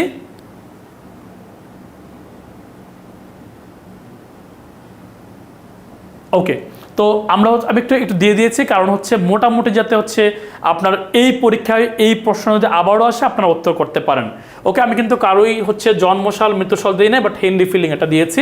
সো পরীক্ষাতে আসে টম জোন্সের রচনাকাল কোনটি? সেটি হলো first half of 18th century. তাহলে রেপ আপন রেপ, আপনারা জানেন the rape of the lock লিখেছেন Alexander pope, rape upon rape লিখেছেন হেনরি ফিল্ডিং। মনে রাখবেন হেনরি ফিল্ডিংয়ের মেইন টাইটেল হলো father of modern English novel. অনেকবার পরীক্ষাতে আসছে যে father of modern English novel কাকে বলা হয়। So father of modern English novel হচ্ছে হেনরি ফিল্ডিং, পরীক্ষাতে এটা আসবে। টম জোন্স এবং হচ্ছে rape upon rape. Tom Jones অনেক গুরুত্বপূর্ণ, অবশ্যই পরীক্ষাতে আসবে। তবে একটু মনে রাখবেন টম জোন্স যেহেতু 44তম বিসিএস হচ্ছে, মূলত এটি এইভাবে আসছিল যে টম জোন্সের সাহিত্যিককে, সো এটা উত্তর হচ্ছে হেনরি ফিল্ডিং। এবার আমি চাই আপনার এর ভিতরের যে সাহিত্যিক মানে ক্যারেক্টার্সগুলো আছে, ক্যারেক্টার্সগুলো আপনাদের জানা উচিত। এখানে মূলত টম জোন্স, আমি একটু ক্লিয়ার করি আপনাদেরকে। টম জোন্স হলো মূলত একজন অবৈধ সন্তান। অবৈধ সন্তান বলতে তার বাবাকে এটা হচ্ছে কেউ জানে না। তো মূলত স্কোয়ার আলওয়ার্দি এবং ব্রিজিট আলওয়ার্দি তারা হচ্ছে ভাই বোন। স্কোয়ার আলওয়ার্দি এবং হচ্ছে ব্রিজিট আলওয়ার্দি তারা হচ্ছে ভাই বোন। তো স্কোয়ার আলওয়ার্দি হচ্ছে তিনি লন্ডনে গিয়েছেন কোনো একটা ব্যবসায়িক কাজে, ফিরে এসে তার বাসায় দেখে যে ছোট একটি বাচ্চা। তো এই বাচ্চাটি হচ্ছে দেখা পরে সে জিজ্ঞেস করলো তার যে কাজের মেয়ে আছে যে এই বাচ্চাটি কে, সে বললো এটা তো আমি জানি না, তো এটা হচ্ছে বাচ্চাটাকে আমি এইমাত্র দেখলাম। তো একটু পরে জানাজানি হয়ে গেল যে এই বাচ্চাটি মানে টম জোন্স এই বাচ্চাটি হলো জেনি জোন্সের। টম জোন্স এই বাচ্চাটি হলো জেনি জোন্সের। সো জেনি জোন্সকে স্কোয়ার আলওয়ার্দি ডাকানোর পরে বলে যে তুমি বাচ্চাটাকে কেন ফেলে দিয়েছো। তখন তিনি বললেন যে এর বাবা অ্যাকচুয়ালি নাই, চলে গিয়েছে আমাকে ছেড়ে, এটা হচ্ছে এই বিভিন্ন কারণ বলে স্কোয়ার আলওয়ার্দি হচ্ছে জেনি জোন্সকে বলে তাহলে তোমাকে তো সমাজ মেনে নিবে না, তোমাকে আমি কিছু টাকা পয়সা দেই, তুমি তাহলে হচ্ছে এই এলাকা ছেড়ে চলে যাও। তো জেনি জোন্স হচ্ছে এই এলাকা ছেড়ে চলে গিয়েছে। তো এই টম জোন্সের নাম হচ্ছে থমাস বা টম জোন্স। আর এক্ষেত্রে ব্রিজিট আলওয়ার্দির হচ্ছে বিয়ে হয়ে যায় একটা বিলফিল ফ্যামিলিতে বিয়ে হয়ে যায়। বিয়ে হয়ে যাওয়ার পরে ব্রিজিট আলওয়ার্দি এবং ক্যাপ্টেন আলওয়ার্দি জামাই হচ্ছে বা হাজব্যান্ড হচ্ছে ক্যাপ্টেন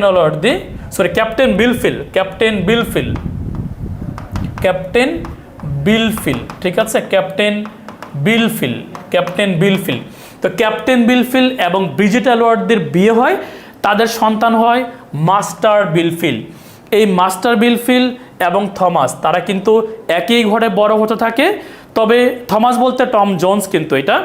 তবে এই টম জোন্স হচ্ছে মূলত একটি ভোলাটাইল একটি ক্যারেক্টার, মানে একটু কেমন যেন থাকে না যে একটু অরুণচণ্ডী টাইপের, এরকম একটা কেমন যেন, তবে মানুষ হিসেবে ভালো।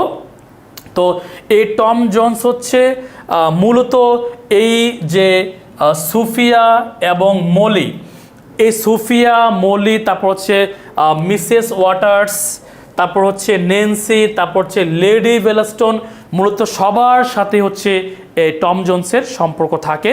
তবে এটা ঘটনাটা মানে যদি ইলাবোরেটলি বলি, ফার্স্টে সম্পর্ক থাকে হলো মলির। তো মলি হচ্ছে টম জোন্সের যে চাকর আছে বাসার চাকরের মেয়ে, ঠিক আছে। তো এই মলি হচ্ছে মূলত আরেকজনের সাথে অ্যাফেয়ার থাকার ফলে সে প্রেগনেন্ট হয়ে যায়। এর ফলে মূলত টম জোন্স তাকে ছেড়ে দেয়। তারপর হচ্ছে সুফিয়ার সাথে তার সম্পর্ক থাকে। এই সুফিয়াকেও হচ্ছে মূলত তার ছেড়ে দিতে হয়। কেন ছেড়ে দিতে হয়? এই সুফিয়ার বাবা চায় মাস্টার বিলফিলের সাথে সুফিয়ার বিয়ে হোক। কেন বিয়ে হোক? কারণ হলো মাস্টার বিলফিল হচ্ছে এই ফ্যামিলির আসল বৈধ সন্তান। টম জোন্স কিন্তু এই ফ্যামিলির বৈধ সন্তান না, সম্পত্তি তাহলে কিন্তু সে পাবে না। স্কোয়ার আলওয়ার্দি মারা যাওয়ার পর কিন্তু মাস্টার বিলফিল হবে সম্পত্তির মালিক। এই কারণে সুফিয়ার বাবা চায় মাস্টার বিলফিলের সাথে বিয়ে দিতে, টম জোন্সকে না। তো টম জোন্স হচ্ছে একদিন বাড়ি ছেড়ে চলে যায়। কেন বাড়ি ছেড়ে চলে যায়? কারণ সে হচ্ছে হতাশ ছিল। কেন হতাশ ছিল? স্কোয়ার আলওয়ার্দি হচ্ছে অসুস্থ ছিল। অসুস্থ হওয়ার পরে হচ্ছে সে বাড়ি ছেড়ে চলে যায়। তো বাড়ি ছেড়ে চলে যাওয়ার পরে সে অনেক দূরে চলে যায়। সেখানে গিয়ে হচ্ছে মিসেস ওয়াটার্স নামক এক মহিলার সাথে তার সম্পর্ক হয়। সম্পর্ক বলতে জাস্ট সম্পর্কই থাকে। তারপর সেখান থেকে মানে অনেক লম্বা ঘটনা, সেখান থেকে লন্ডনে চলে যায়। লন্ডনে গিয়ে নেন্সির সাথে সম্পর্ক হয়, লেডি ওয়েলস্টনের সাথে সম্পর্ক হয়। মূলত এগুলো শুধু সম্পর্কের ঘটনার মধ্যেই সীমাবদ্ধ থাকে। তারপরে লাস্টের দিকে গিয়ে একটি রহস্য উন্মোচন হয়। এটি দিয়ে যদি হচ্ছে একটি থ্রিলার টাইপের মুভি বানানো যায়, এটা খুব ভালো চলবে। কেন ভালো চলবে আপনাদেরকে হচ্ছে আমি মূলত মজার বিষয়টি হলো একেবারে শেষের দিকে গিয়ে জানা যায় যে এই মিস্টার টম জোন্স, একেবারে লাস্টে গিয়ে জানা যায় এই মিস্টার টম জোন্সের মা হচ্ছে জেনি জোন্স না, মূলত তার মা হচ্ছে ব্রিজিট আলওয়ার্দি। ব্রিজিট আলওয়ার্দি, কিন্তু এটা হচ্ছে ব্রিজিট আলওয়ার্দি প্রকাশ করতে চায় না, কারণ তার দাদা স্কো আলওয়ার্দি হচ্ছে সে মাইন্ড করতে পারে বা রেগে যেতে পারে, রেগে গিয়ে হচ্ছে বোনকে মানে হচ্ছে ছেড়ে দিতে পারে। এটা হচ্ছে মেইন ফ্যাক্টর। তো এই যে মিসেস ওয়াটার্স, এই মিসেস ওয়াটার্স হচ্ছে আবার কিন্তু এই জেনি জোন্সের একটি ছদ্ম ক্যারেক্টার। তো এগুলো আপনারা হচ্ছে একটি ক্লাসে এই বিষয়টাকে শেষ করা সম্ভব হবে না। আমি বারবার বলছি আপনারা বই থেকে একটু সামারিগুলো পড়বেন বা ইউটিউব থেকে বা মূল বইটা যদি পড়তে পারেন। মূল বইটা পড়াটা বোকামি হবে, কারণ এত বড় বই হচ্ছে পরে আপনি অ্যাকচুয়ালি শেষ করতে পারবেন না বা আপনার পক্ষে সম্ভব হবে না, উচিত হবে না, আপনার টাইম কিল হবে। সামারিগুলো একটু ইউটিউব থেকে দেখে নেবেন অথবা বই থেকে সামারিগুলো জাস্ট দেখে নেবেন। এখান থেকে আমরা হচ্ছে চারটা সাহিত্যকর্ম পড়ব। রেপ আপন রেপ পড়ব, টম জোন্স পড়ব, তারপর হচ্ছে এমিলিয়া পড়ব, আর কিছু আমাদের এখান থেকে পড়া না, সরি, আরেকটা আছে জোসেফ অ্যান্ড্রিউস, এটা পড়ব। এই চারটা পড়ে নিব আমরা, rape upon rape, Tom Jones, Emilia এবং জোসেফ অ্যান্ড্রিউস। এই চারটা আমরা পড়ে নিলে আমাদের এই টপিকটা সুন্দরভাবে শেষ হবে। এরপরে আমরা যাব হলো আমাদের পরবর্তী আরেকটিতে, সেটা হলো অলিভার গোল্ড স্মিথ। অত বেশি মেজর ইম্পর্টেন্ট না, পরীক্ষাতে আসলে সর্বোচ্চ 4 নাম্বারটা আসতে পারে। আর এই যে তার কোটেশন অনেক গুরুত্বপূর্ণ, handsome is that handsome does, অনেক অনেক সুন্দর। এটা সামারির জন্য কয়েকটা ইউটিউব চ্যানেল সাজেস্ট করবেন ভাইয়া? অনেক ইউটিউব চ্যানেল আছে সামারির জন্য, অনেক ইউটিউব চ্যানেল আছে। আমি আপনাদেরকে আগামী ক্লাসে সাজেস্ট করে দিব, কারণ আমি তো এই জিনিসগুলো খেয়াল করি না যে আসলে কোনটা কি দেখছি। ওকে, ঠিক আছে। সামারির জন্য আমি আপনাদেরকে আগামী ক্লাসে কিছু ইউটিউব চ্যানেল সাজেস্ট করে দেবো, ঠিক আছে? অবশ্যই স্টাডি করবেন, অবশ্যই আপনাকে সামারিগুলো স্টাডি করতে হবে। শুনেন, এক লাইন পড়ে হ্যামলেট লিখেছেন কে? William Shakespeare. এটা পড়া হইতে পারে না, এটা কখনই পড়ার ভিতরে পড়তে পারে না। উইলিয়াম শেক্সপিয়ারের হ্যামলেট আপনাকে স্টাডি করতে হবে, অন্তত পক্ষে আপনার সামারিটা স্টাডি করতে হবে আপনার নিজে স্যাটিসফাইড হওয়ার জন্য, যে আমি পড়ছি, কি পড়ছি, লাইন একটা পড়তেছি, সো একটু এটা পড়া হইতে পারে, এটা পুরোটা গাঁজাখুরি একটা বিষয়, অন্তপক্ষে আপনাকে স্টাডি করতে হবে। ওকে, তারপরে আমরা অলিভার গোল্ড স্মিথ ডান হয়ে গেল।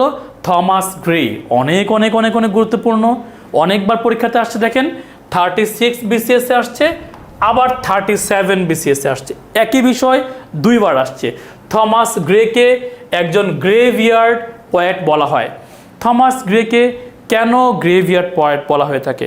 গ্রেভিয়ার্ড পোয়েট বলার কারণ হলো অ্যাকচুয়ালি তিনি গ্রেভ নিয়ে বা মানুষের যে মৃত্যু, এটাকে নিয়ে তিনি চিন্তা ভাবনা করেন। তিনি চিন্তা করেন সন্ধ্যা হয়ে গিয়েছে, অন্ধকার হবে, এখন আমরা তো একদিন হচ্ছে এইভাবে কবরে চলে যাব, কবরে থাকব, আমরা হচ্ছে এখন বসবাস করছি, এখন কিছুদিন পরে না থাকতে পারি। এই গ্রেভ নিয়ে হচ্ছে তিনি চিন্তা ভাবনা বা তার এই যে আলোচনাটা আছে, elegy written in a country churchyard, এগুলির মধ্যে এই বিষয়গুলো ফুটে এসেছে। এই কারণে তাকে হচ্ছে মূলত গ্রেভিয়ার্ড পোয়েট বলা হয়ে থাকে। এখান থেকে আর কিছু পড়া দরকার নাই, শুধু এখান থেকে আমরা পড়ব elegy written in a country churchyard, আরেকটি হলো তাকে মূলত গ্রেভিয়ার্ড পোয়েট বলা হয়ে থাকে। আরেকটি বিষয় পড়ব, সেটি হলো তার থেকে কোটেশন আসে, অনেক গুরুত্বপূর্ণ। আপনারা একটা কোটেশন জানেন, full many a flower is born to blush the unseen, অনেক গুরুত্বপূর্ণ, পরীক্ষাতে অনেকবার আসছে। চলেন আমরা একটু কোটেশনগুলোকে চেক করি। কোটেশন, তার দুটা কোটেশন সবচেয়ে বেশি গুরুত্বপূর্ণ, 1 and 2 আসবেই, 1 and 2 আসবেই। এই দুটাই বিগত বছরে বিসিএসে আসছে, অথবা গ্রামারের পার্টে এই দুটা বিষয় থাকে। Full many a flower is born to blush unseen, এটার অর্থ হলো অনেক ফুল ফুটে, অনেক ফুল ফোটে, এর মধ্যে একটি ফুল প্রস্ফুটিত হয়, অর্থাৎ সকল ফুল প্রস্ফুটিত হতে পারে না, সবাই সফল হতে পারে না।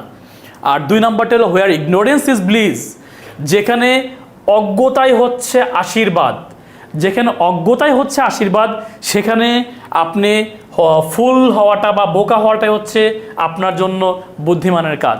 মনে করেন আপনি এমন একটি এলাকাতে গেলেন যেখানে একেবারে 0% শিক্ষার হার, আপনি সেখানে গিয়ে হচ্ছে উইলিয়াম শেক্সপিয়ারের হ্যামলেট পড়াচ্ছেন, সো ওরা তো এটা বুঝবে না। সো এখানে যেখানে অজ্ঞতা হচ্ছে আশীর্বাদ, সেখানে হচ্ছে it is folly to be wise, ঠিক আছে, সেখানে হচ্ছে আমাদের একেবারেই জ্ঞানী হওয়াটা বোকামি হবে। তারপর আমরা যাব হচ্ছে the paths of glory lead but to grave. Glory মানে অহংকার, অর্থাৎ অহংকার পতনের মূল, অহংকার মৃত্যু ডেকে আনে, অহংকার হচ্ছে কবরে নিয়ে যায়, ঠিক আছে। পরীক্ষাতে এটা আসে না, পরীক্ষাতে 1 and 2 এই দুইটা আসে। ওকে, মোটামুটি ডান। এবার আমরা যাব হচ্ছে আমাদের পরবর্তী আরেকটি স্লাইডে, sir Walter Scott. Sir Walter Scott থেকে 3টি টপিক আমরা পড়াশোনা করব। আমরা আইভানহো পড়ব, পেট্রিয়টিজম পড়ব, ওয়েভারলি পড়ব। পেট্রিয়টিজম পড়ার সময় আমরা মনে রাখবো আমাদের যে ভিক্টোরিয়ান পিরিয়ডের রবার্ট ব্রাউনিং আছে, ভিক্টোরিয়ান পিরিয়ডের যে রবার্ট ব্রাউনিং আছে, তিনি লিখেছিলেন দ্য পেট্রিয়ট। এটি বিগত বিসিএস এর একটি প্রশ্ন। তাহলে পেট্রিয়টিজম এটিও কিন্তু বিগত বিসিএস এর একটি প্রশ্ন। পেট্রিয়টিজম লিখেছেন হলো sir Walter Scott, are the patriot লিখেছে হলো রবার্ট ব্রাউনিং।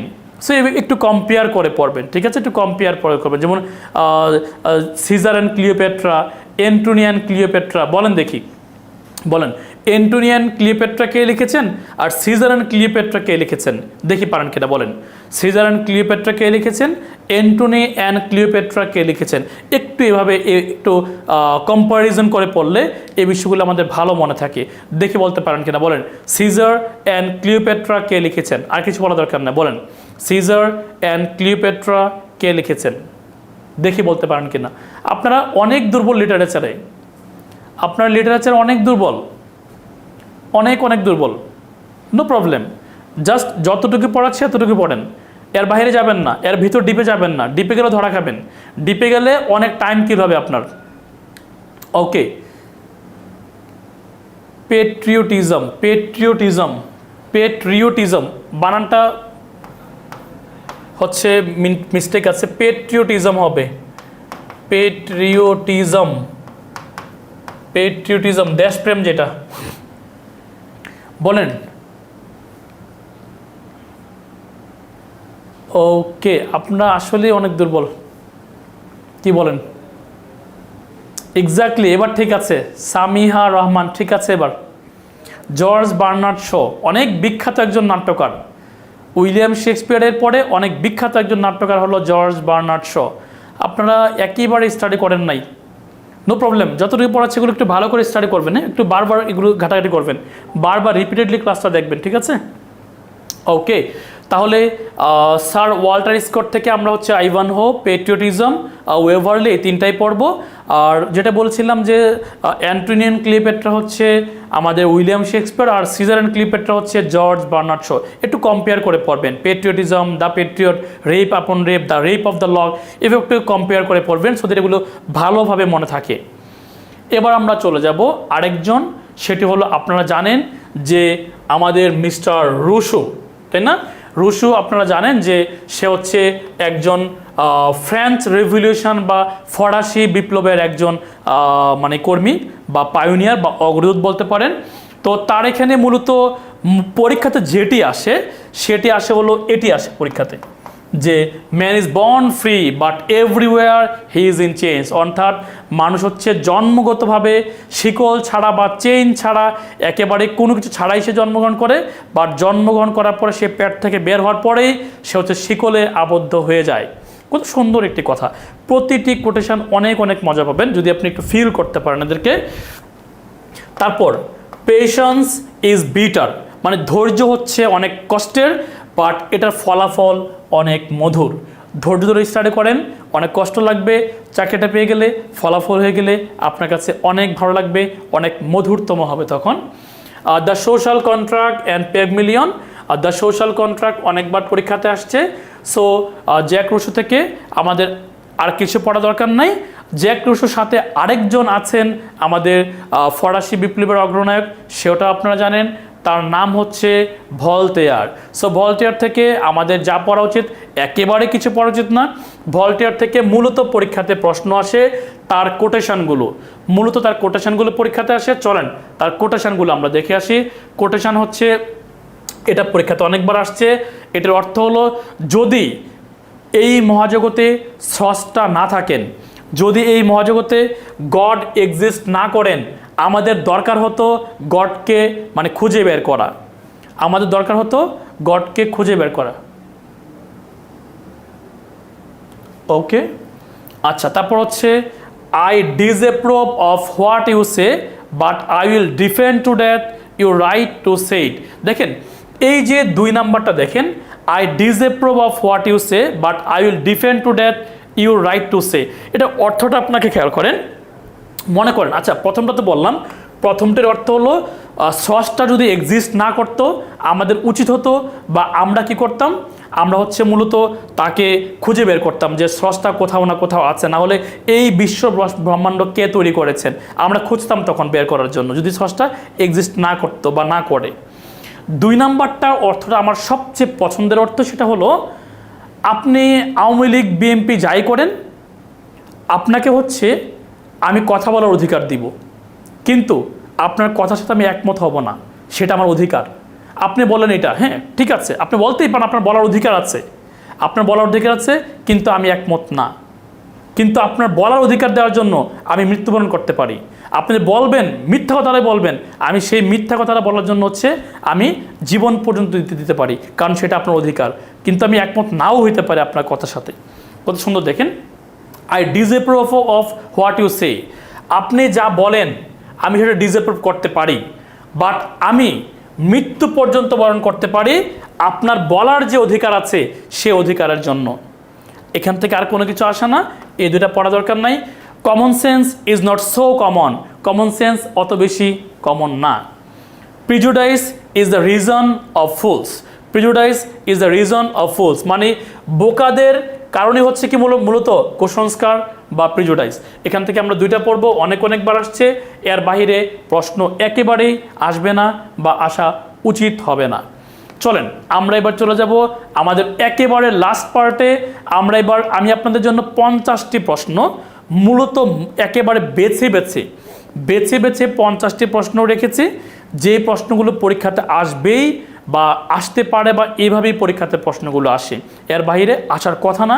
আপনারা যে কাজটা করবেন, পরীক্ষার আগে আপনারা এই টপিকের এই 50টা কোশ্চেন দেখে যাবেন, কারণ আপনি তো স্টাডি করার জন্য অনেক টাইম পাবেন না পরীক্ষার আগের রাতে। পরীক্ষার আগের রাতে যদি আপনি লিটারেচার পড়েন, শুধু কোশ্চেন সলভিংগুলো দেখে যাবেন, ঠিক আছে? চলেন তাহলে আমরা কোশ্চেন সলভিংয়ে যাই। অ্যাবসালম অ্যান্ড একিটোফেল, এটা আপনারা অলরেডি জানেন যে অ্যাবসালম অ্যান্ড একিটোফেল হচ্ছে আমাদের একেবারে প্রথম যে পিরিয়ড আছে, আমাদের প্রথম যে পিরিয়ড রেস্টোরেশন পিরিয়ড, যার নামে করা হয়েছে জন ড্রাইডেন, তার নামে এটি করা হয়েছে, ঠিক আছে? তাহলে আমরা চলে যাব আমাদের পরবর্তী স্লাইডে।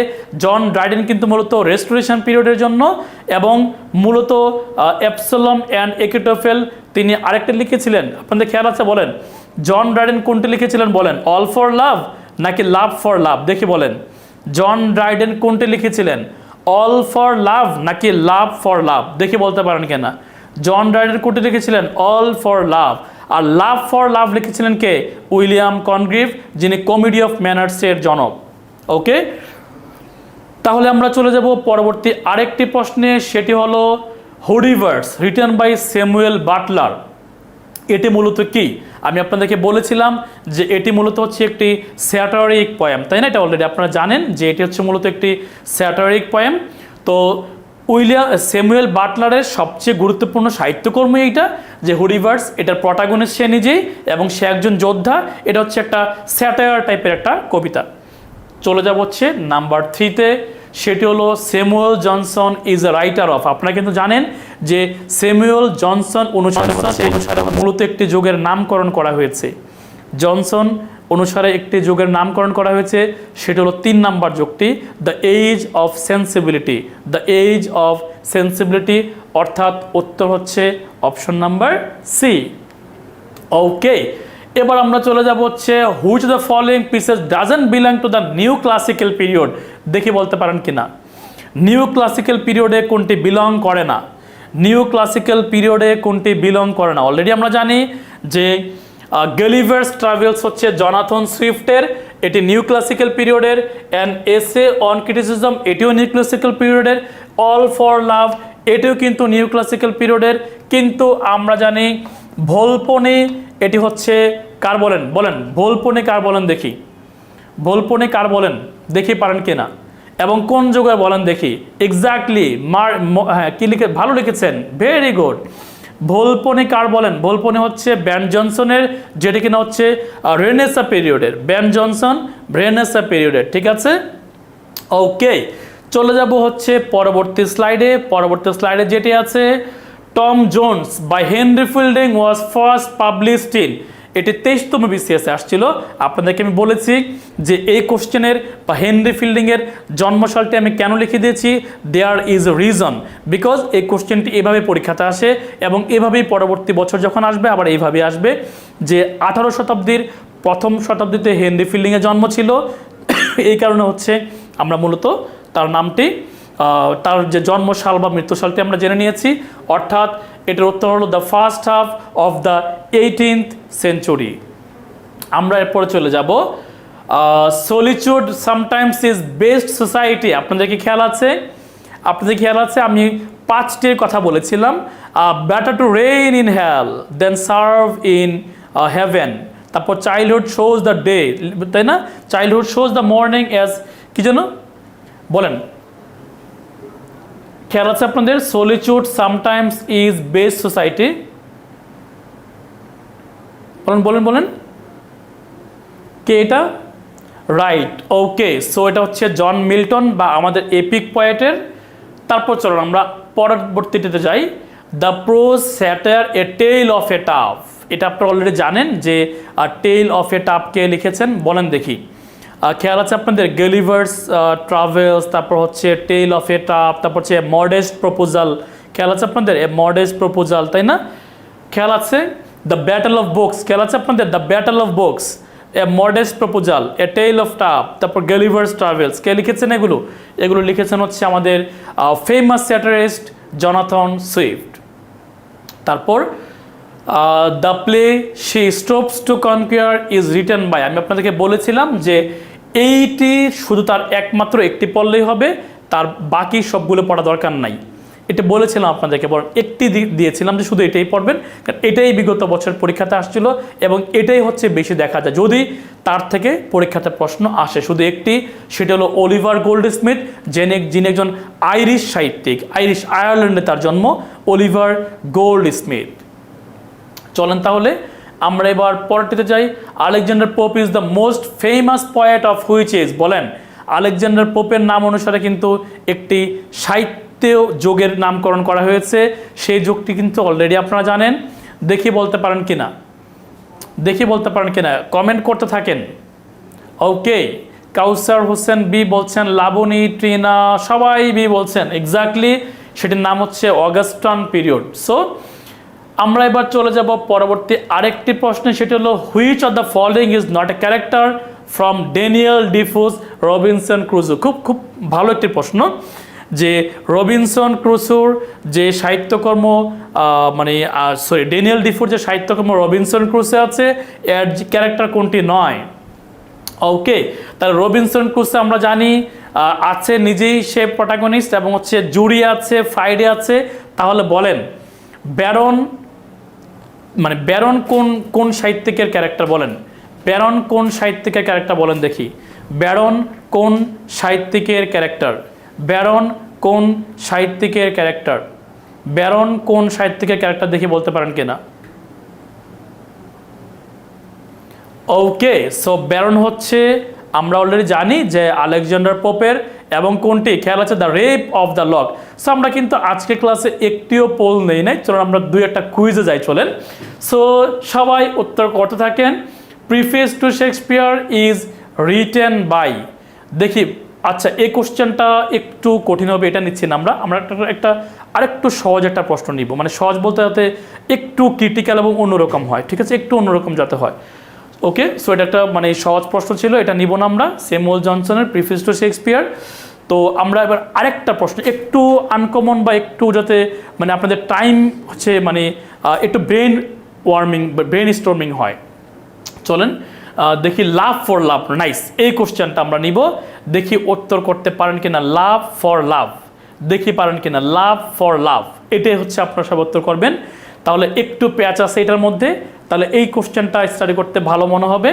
লাভ ফর লাভ এটি কে লিখেছেন? আমরা অলরেডি জানি যে অল ফর লাভ একটি সাহিত্যকর্ম আছে, আরেকটি হলো love for love. Okay, so all for love কে লিখেছেন সেটাও কিন্তু অলরেডি আমরা জানি, এবং লাভ ফর লাভ কে লিখেছেন সেটাও কিন্তু আমরা জানি। সো এটি হচ্ছে একটু প্যাচ আছে, যেহেতু এটা কম্প্যারিজন করে হচ্ছে উত্তর করতে হবে। চলেন তাহলে, আমি দেখতে পাচ্ছি আপনারা সবাই হচ্ছে উত্তর করা শুরু করে দিয়েছেন। ওকে, সো সবাই উত্তর করতে থাকেন, যেহেতু আমরা একটি কুইজ নিয়ে নিয়েছি। ওকে, I can see the quiz ends in 1 second. Okay, so প্রথম হয়েছে তানিয়া আক্তার, সেকেন্ড হয়েছে ইকু আক্তার, থার্ড হয়েছে Jafrin Jenny. Congratulations on your brilliant success. Okay, আমরা এবার চলে যাব, আমরা উত্তর দেখে নিব। লাভ ফর লাভ হচ্ছে উইলিয়াম কনগ্রিভের, এবং অল ফর লাভ হচ্ছে আমরা সেটাও জানি, অল ফর লাভ হচ্ছে আমাদের জন ড্রাইডেনের। আমরা এবার চলে যাব, ক্লারিজা ইজ অ্যান এপিস্টোলারি নোভেল। আচ্ছা, মনে রাখবেন এপিস্টোলারি নোভেল হচ্ছে যেই নোভেলটি মূলত চিঠি আকারে লেখা হয়। এপিস্টোলারি নোভেল হচ্ছে চিঠি আকারে, লেটার, হ্যাঁ, লেটার আকারে নোভেল, ঠিক আছে। যেই নোভেলটি হচ্ছে চিঠি আকারে লেখা হয় সেটিকে আমরা বলি হচ্ছে এপিস্টোলারি নোভেল। তো এই নোভেলটির যে লেখক সেটা আপনারা অলরেডি জানেন যে এই নোভেলের লেখক হচ্ছে দুটি নোভেল লিখেছেন, একটি হলো পামেলা আর একটি হলো ক্লারিজা। সো আমরা জানি তিনি হচ্ছেন স্যামুয়েল রিচার্ডসন। ওকে, আমরা এবার চলে যাব, the childhood shows the man as morning shows the day. তো চাইল্ডহুড হচ্ছে আমাদের ম্যানকে প্রকাশ করে, মানে মানুষের মধ্যে সন্তান বা বাচ্চারা লুকিয়ে থাকে। আর হচ্ছে মর্নিংয়ের মধ্যে, মর্নিং হচ্ছে আমাদের ডেকে শো করে বা ডেকে রিপ্রেজেন্ট করে। ওকে, তাহলে দেখি উত্তর করতে পারেন কিনা। The childhood shows the man as morning shows the day is a famous quotation from John Milton's. Okay, so এটা আপনারা জানেন অলরেডি। দেখেন, এটা কিন্তু জন মিল্টন বলা হয় নাই, বলা হয়েছে কি জন মিল্টনের কোনটি থেকে নেওয়া হয়েছে। Okay, better to reign in hell than serve in heaven, ওটি ছিল প্যারাডাইজ লস্টের, আর এটি হলো প্যারাডাইজ রিগেন্ড থেকে নেওয়া হয়েছে।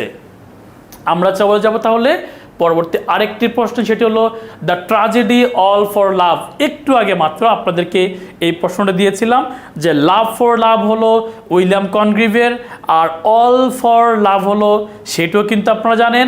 অল ফর লাভ কার বলেন? অল ফর লাভ হচ্ছে আমাদের যে রেস্টোরেশন এজ আছে জন ড্রাইডেনের নামকরণ অনুসারে করা হয়েছে, বা তিনি হচ্ছেন প্রধান সাহিত্যিক, ওইটার নামকরণ অনুসারে জন ড্রাইডেন। তাহলে আমরা চলে যাব পরবর্তী আরেকটি প্রশ্নে, the pilgrim progress written by John বুনিয়ান।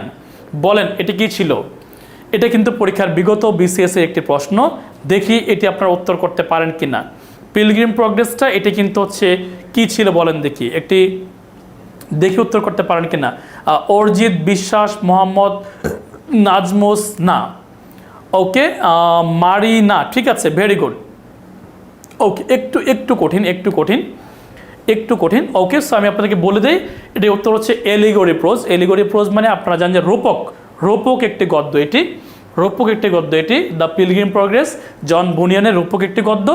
আমরা এবার চলে যাব পরবর্তী আরেকটি প্রশ্ন, সেটি হলো এ মডেস্ট প্রপোজাল। এটা আপনারা জানেন অলরেডি, আমি আপনাদেরকে 4টি সাহিত্যকর্ম বারবার বলছি।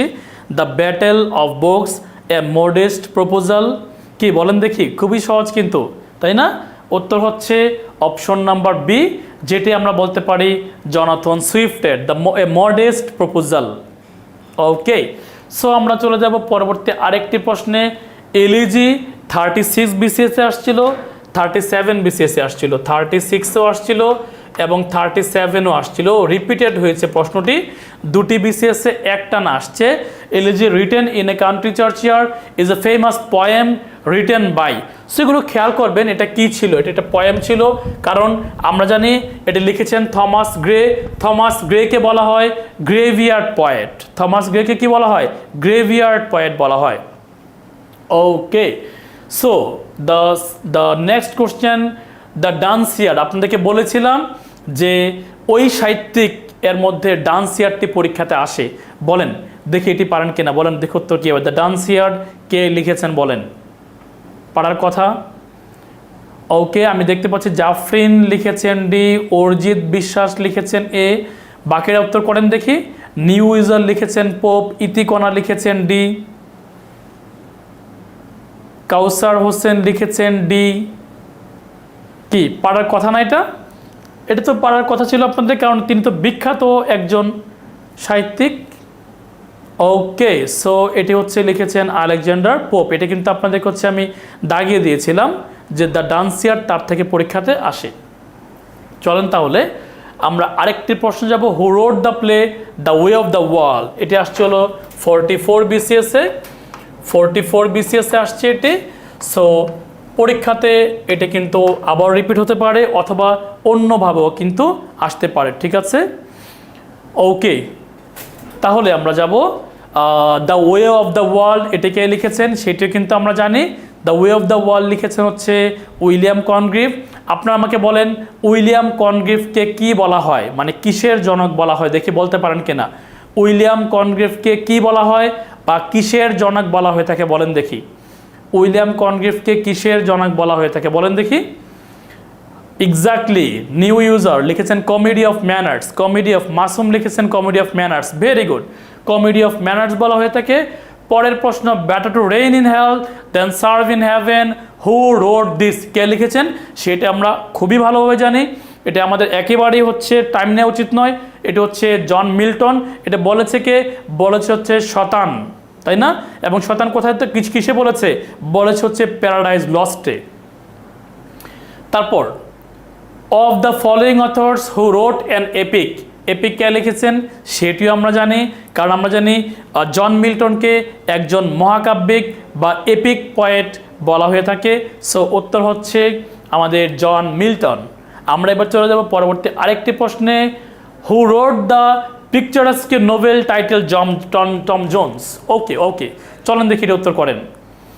এই প্রশ্নটি টম জোন্স আমার কাছে কেন যেন ভালো লাগে, আমার এটি খুবই মানে পছন্দের একটি সাহিত্যকর্ম। কারণ টম জোন্সের যে মানে পিতৃহীনতা, এইসব বিষয়গুলো, বিভিন্ন মেয়ের সাথে হচ্ছে রিলেশন, অ্যাফেয়ার টেফেয়ার, মানে এটা পরে এক কথা হচ্ছে মানে আমি মজা পেয়েছি। ওকে, সো উত্তর হচ্ছে বলেন দেখি এটা উত্তর কি? সবাই লিখছেন option C, very good very good. So উত্তর হচ্ছে হেনরি ফিল্ডিং। বলেন, খেয়াল আছে আপনাদের হেনরি ফিল্ডিংকে কি বলা হয় বলেন দেখি। খেয়াল আছে আপনাদের হেনরি ফিল্ডিংকে কিসের জনক বলা হয় বলেন।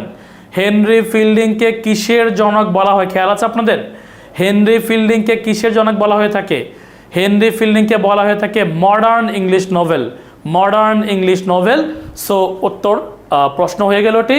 Who is not a Victorian poet? বলেন নিচের কোন ব্যক্তি ভিক্টোরিয়ান পয়েট না? বলেন নিচের কোন ব্যক্তি ভিক্টোরিয়ান পয়েট না?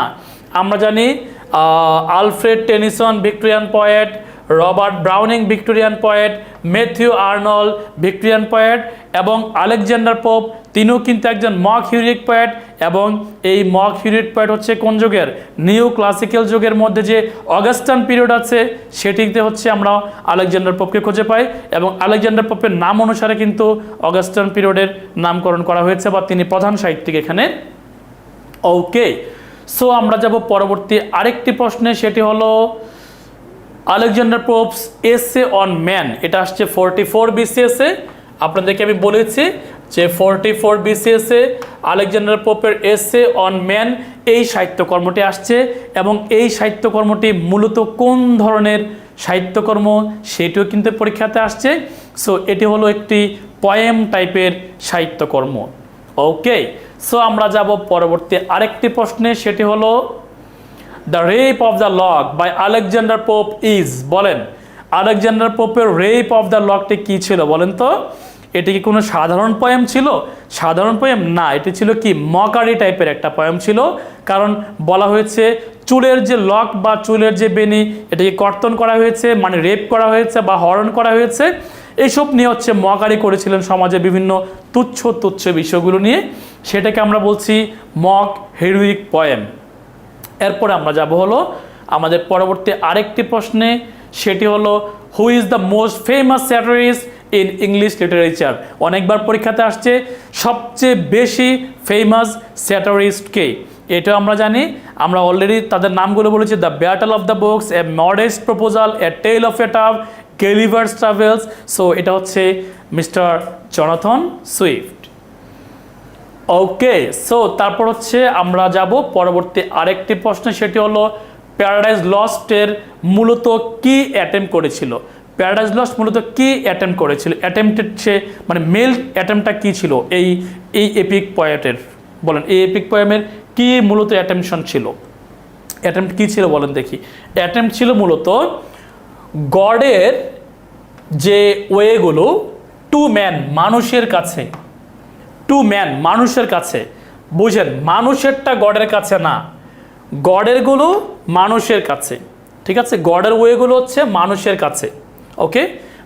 মানে গডেরগুলো মানুষের কাছে, বাট মানুষেরগুলো এখানে বলা হয়েছে কি মানুষের ওয়েগুলো হচ্ছে গডের কাছে না, ওকে? এটা ছিল কি গডের ওয়েগুলো মানুষের কাছে পৌঁছান, ওকে? তো উত্তর হচ্ছে justify the ways of god, of god, god এর, অফ মানে কিন্তু এর, তাই না? গড এর, টু মানে কি প্রতি, কার কাছে বলেন? মানুষের প্রতি, okay? So who wrote the famous poetic line to err is human to forgive is divine? বলেন দেখি এটি কে বলেছিলেন? বলেন কে বলেছিলেন? To err is human to forgive is divine.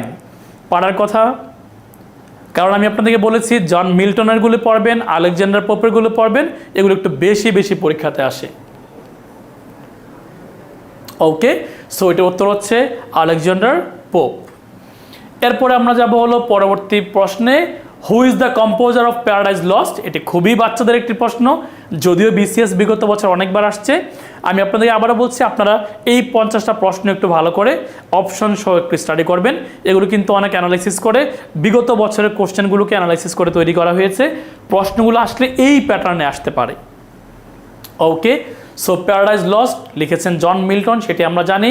আমরা চলে যাব আরেকটি প্রশ্নে, better to reign in hell than serve in heaven. এটি কে বলেছে এবং কোথায় বলেছে? কে বলেছে বললেই হবে না, বলেছে কোথায়?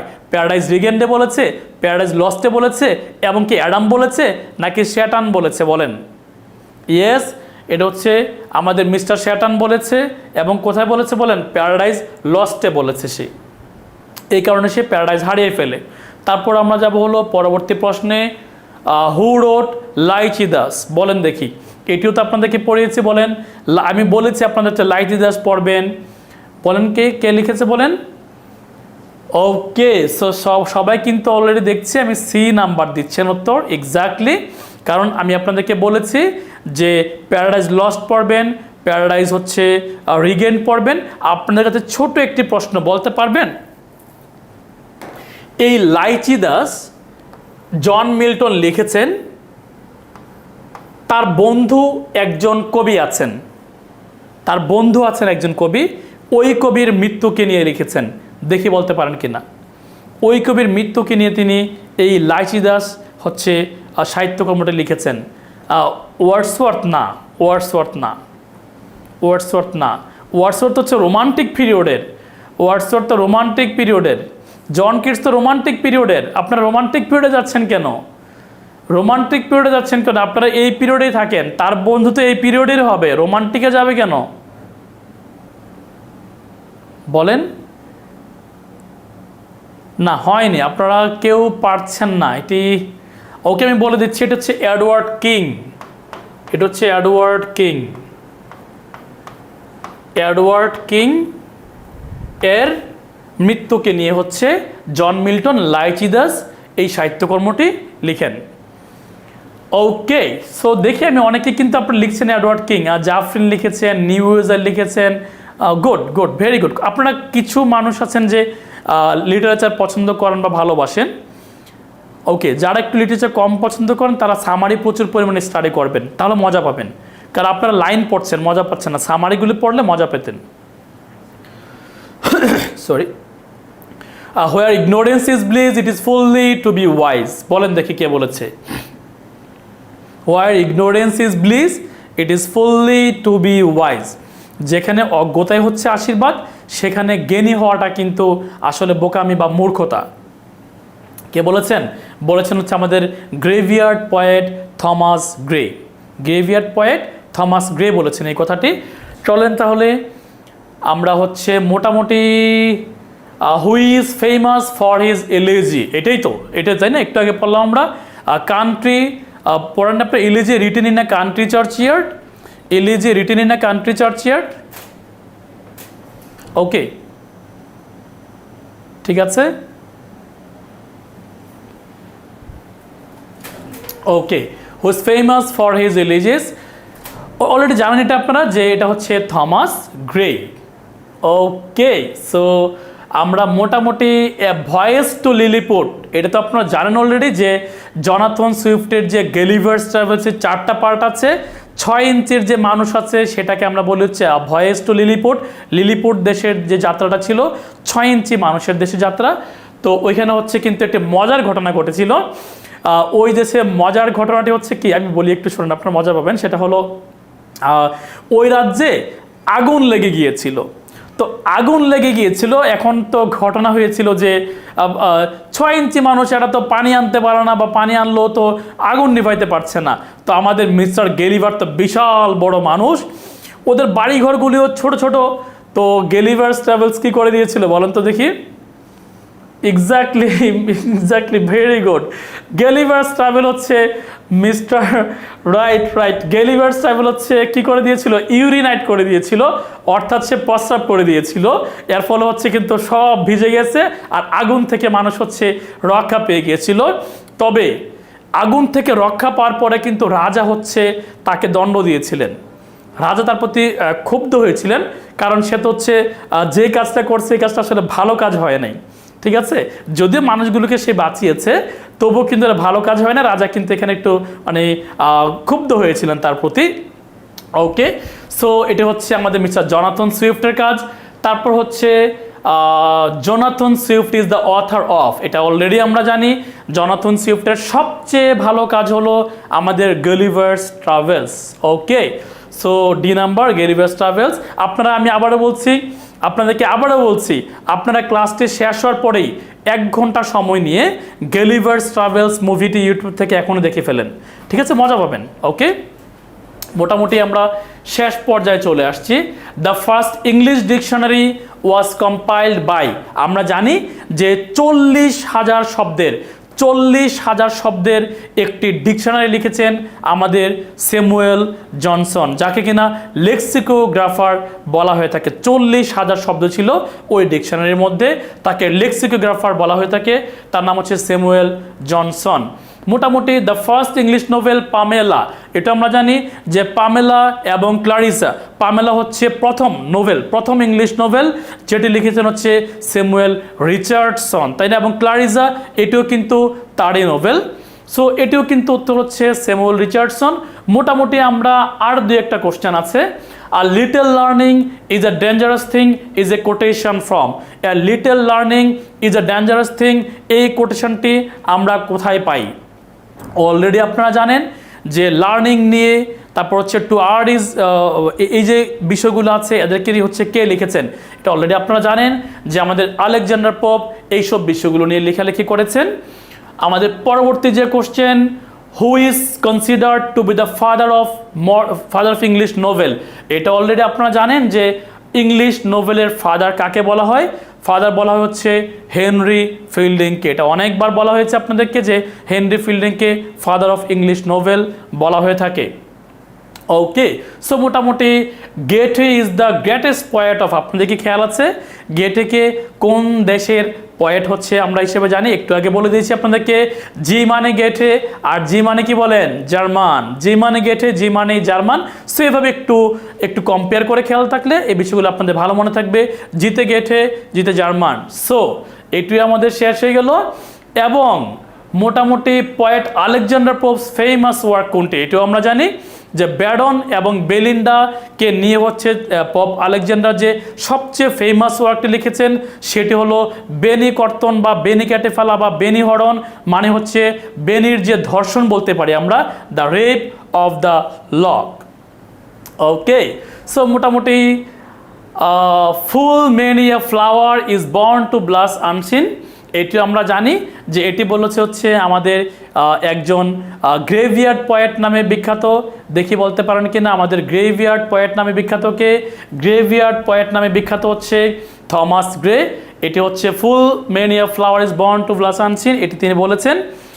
তারপর lexicographer is a person who writes, বলেন এটা তো আমরা জানি অলরেডি যে লেক্সিকোগ্রাফার হচ্ছে আমাদের মূলত স্যামুয়েল জনসন, এবং স্যামুয়েল জনসন হচ্ছে যেহেতু লেক্সিকোগ্রাফার, লেক্সিকোগ্রাফার মানে হলো শব্দের ভান্ডার, মানে হলো dictionary.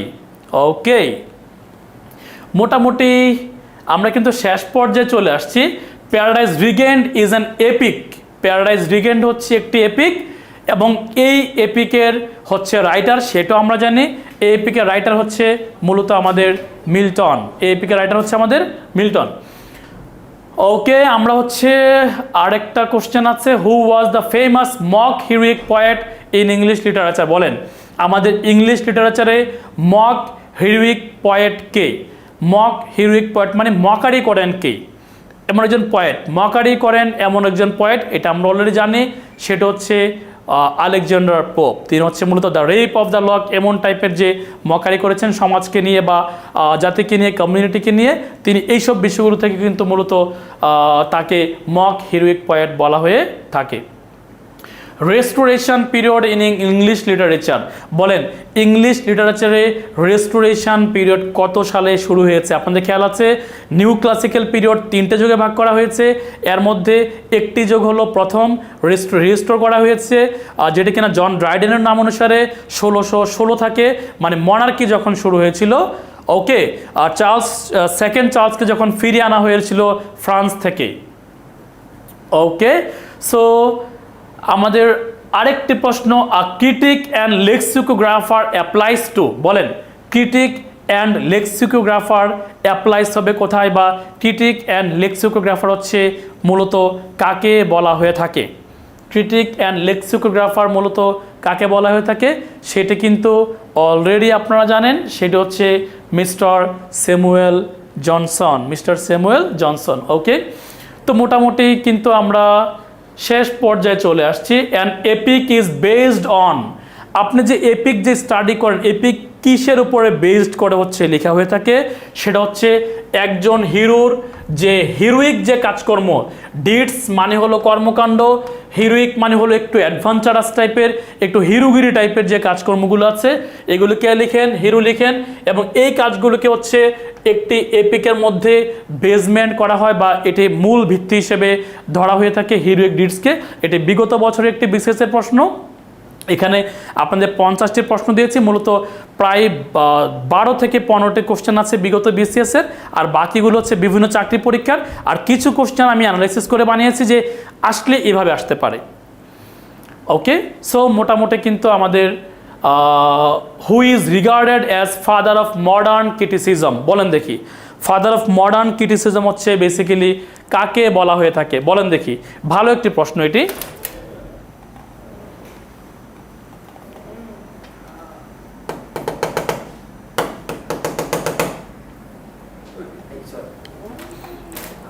Okay, father of modern criticism কাকে বলা হয়ে থাকে? মানে তিনি ক্রিটিসিজমের উপর হচ্ছে মানে আলোচনা করেন বা তার সাহিত্যকর্মগুলো হচ্ছে এরকম টাইপের হয়ে থাকে। এটা কিন্তু অলরেডি আপনারা জানেন যে জন ড্রাইডেনকে মূলত হচ্ছে ক্রিটিসিজমের জনক বলা হয়ে থাকে, এবং তার অনুসারে কিন্তু আমাদের নিউ ক্লাসিক্যাল পিরিয়ডের সর্বপ্রথম যে রেস্টোরেশন পিরিয়ড আছে এটাকে কিন্তু তার প্রধান সাহিত্যকর্ম মানে সাহিত্যিক হিসেবে তাকে বলা হয়ে থাকে।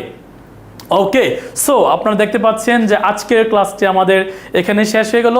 আপনাদের কারো কোনো কোশ্চেন, ছোটোখাটো কোশ্চেন বা কোনো রেকমেন্ডেশন বা কোনো কিছু আছে কি না থাকলে বলতে পারেন। আমি আপনাদেরকে আগামী ক্লাসে কিছু ইউটিউবের লিঙ্ক দিব যাতে আপনারা সামারিগুলো ভালোভাবে স্টাডি করতে পারেন, যাতে অন্তত পক্ষে সামারি দেখে আপনি কিছু প্রশ্নের উত্তর করতে পারেন। না হলে কিন্তু ডিপ থেকে কোশ্চেন আসলে বা ভিতর থেকে কোশ্চেন আসলে কিন্তু আপনারা উত্তরগুলি পারবেন না। আমি আপনাদেরকে আগামী ক্লাসে কিছু ইউটিউবের লিঙ্ক দিচ্ছি।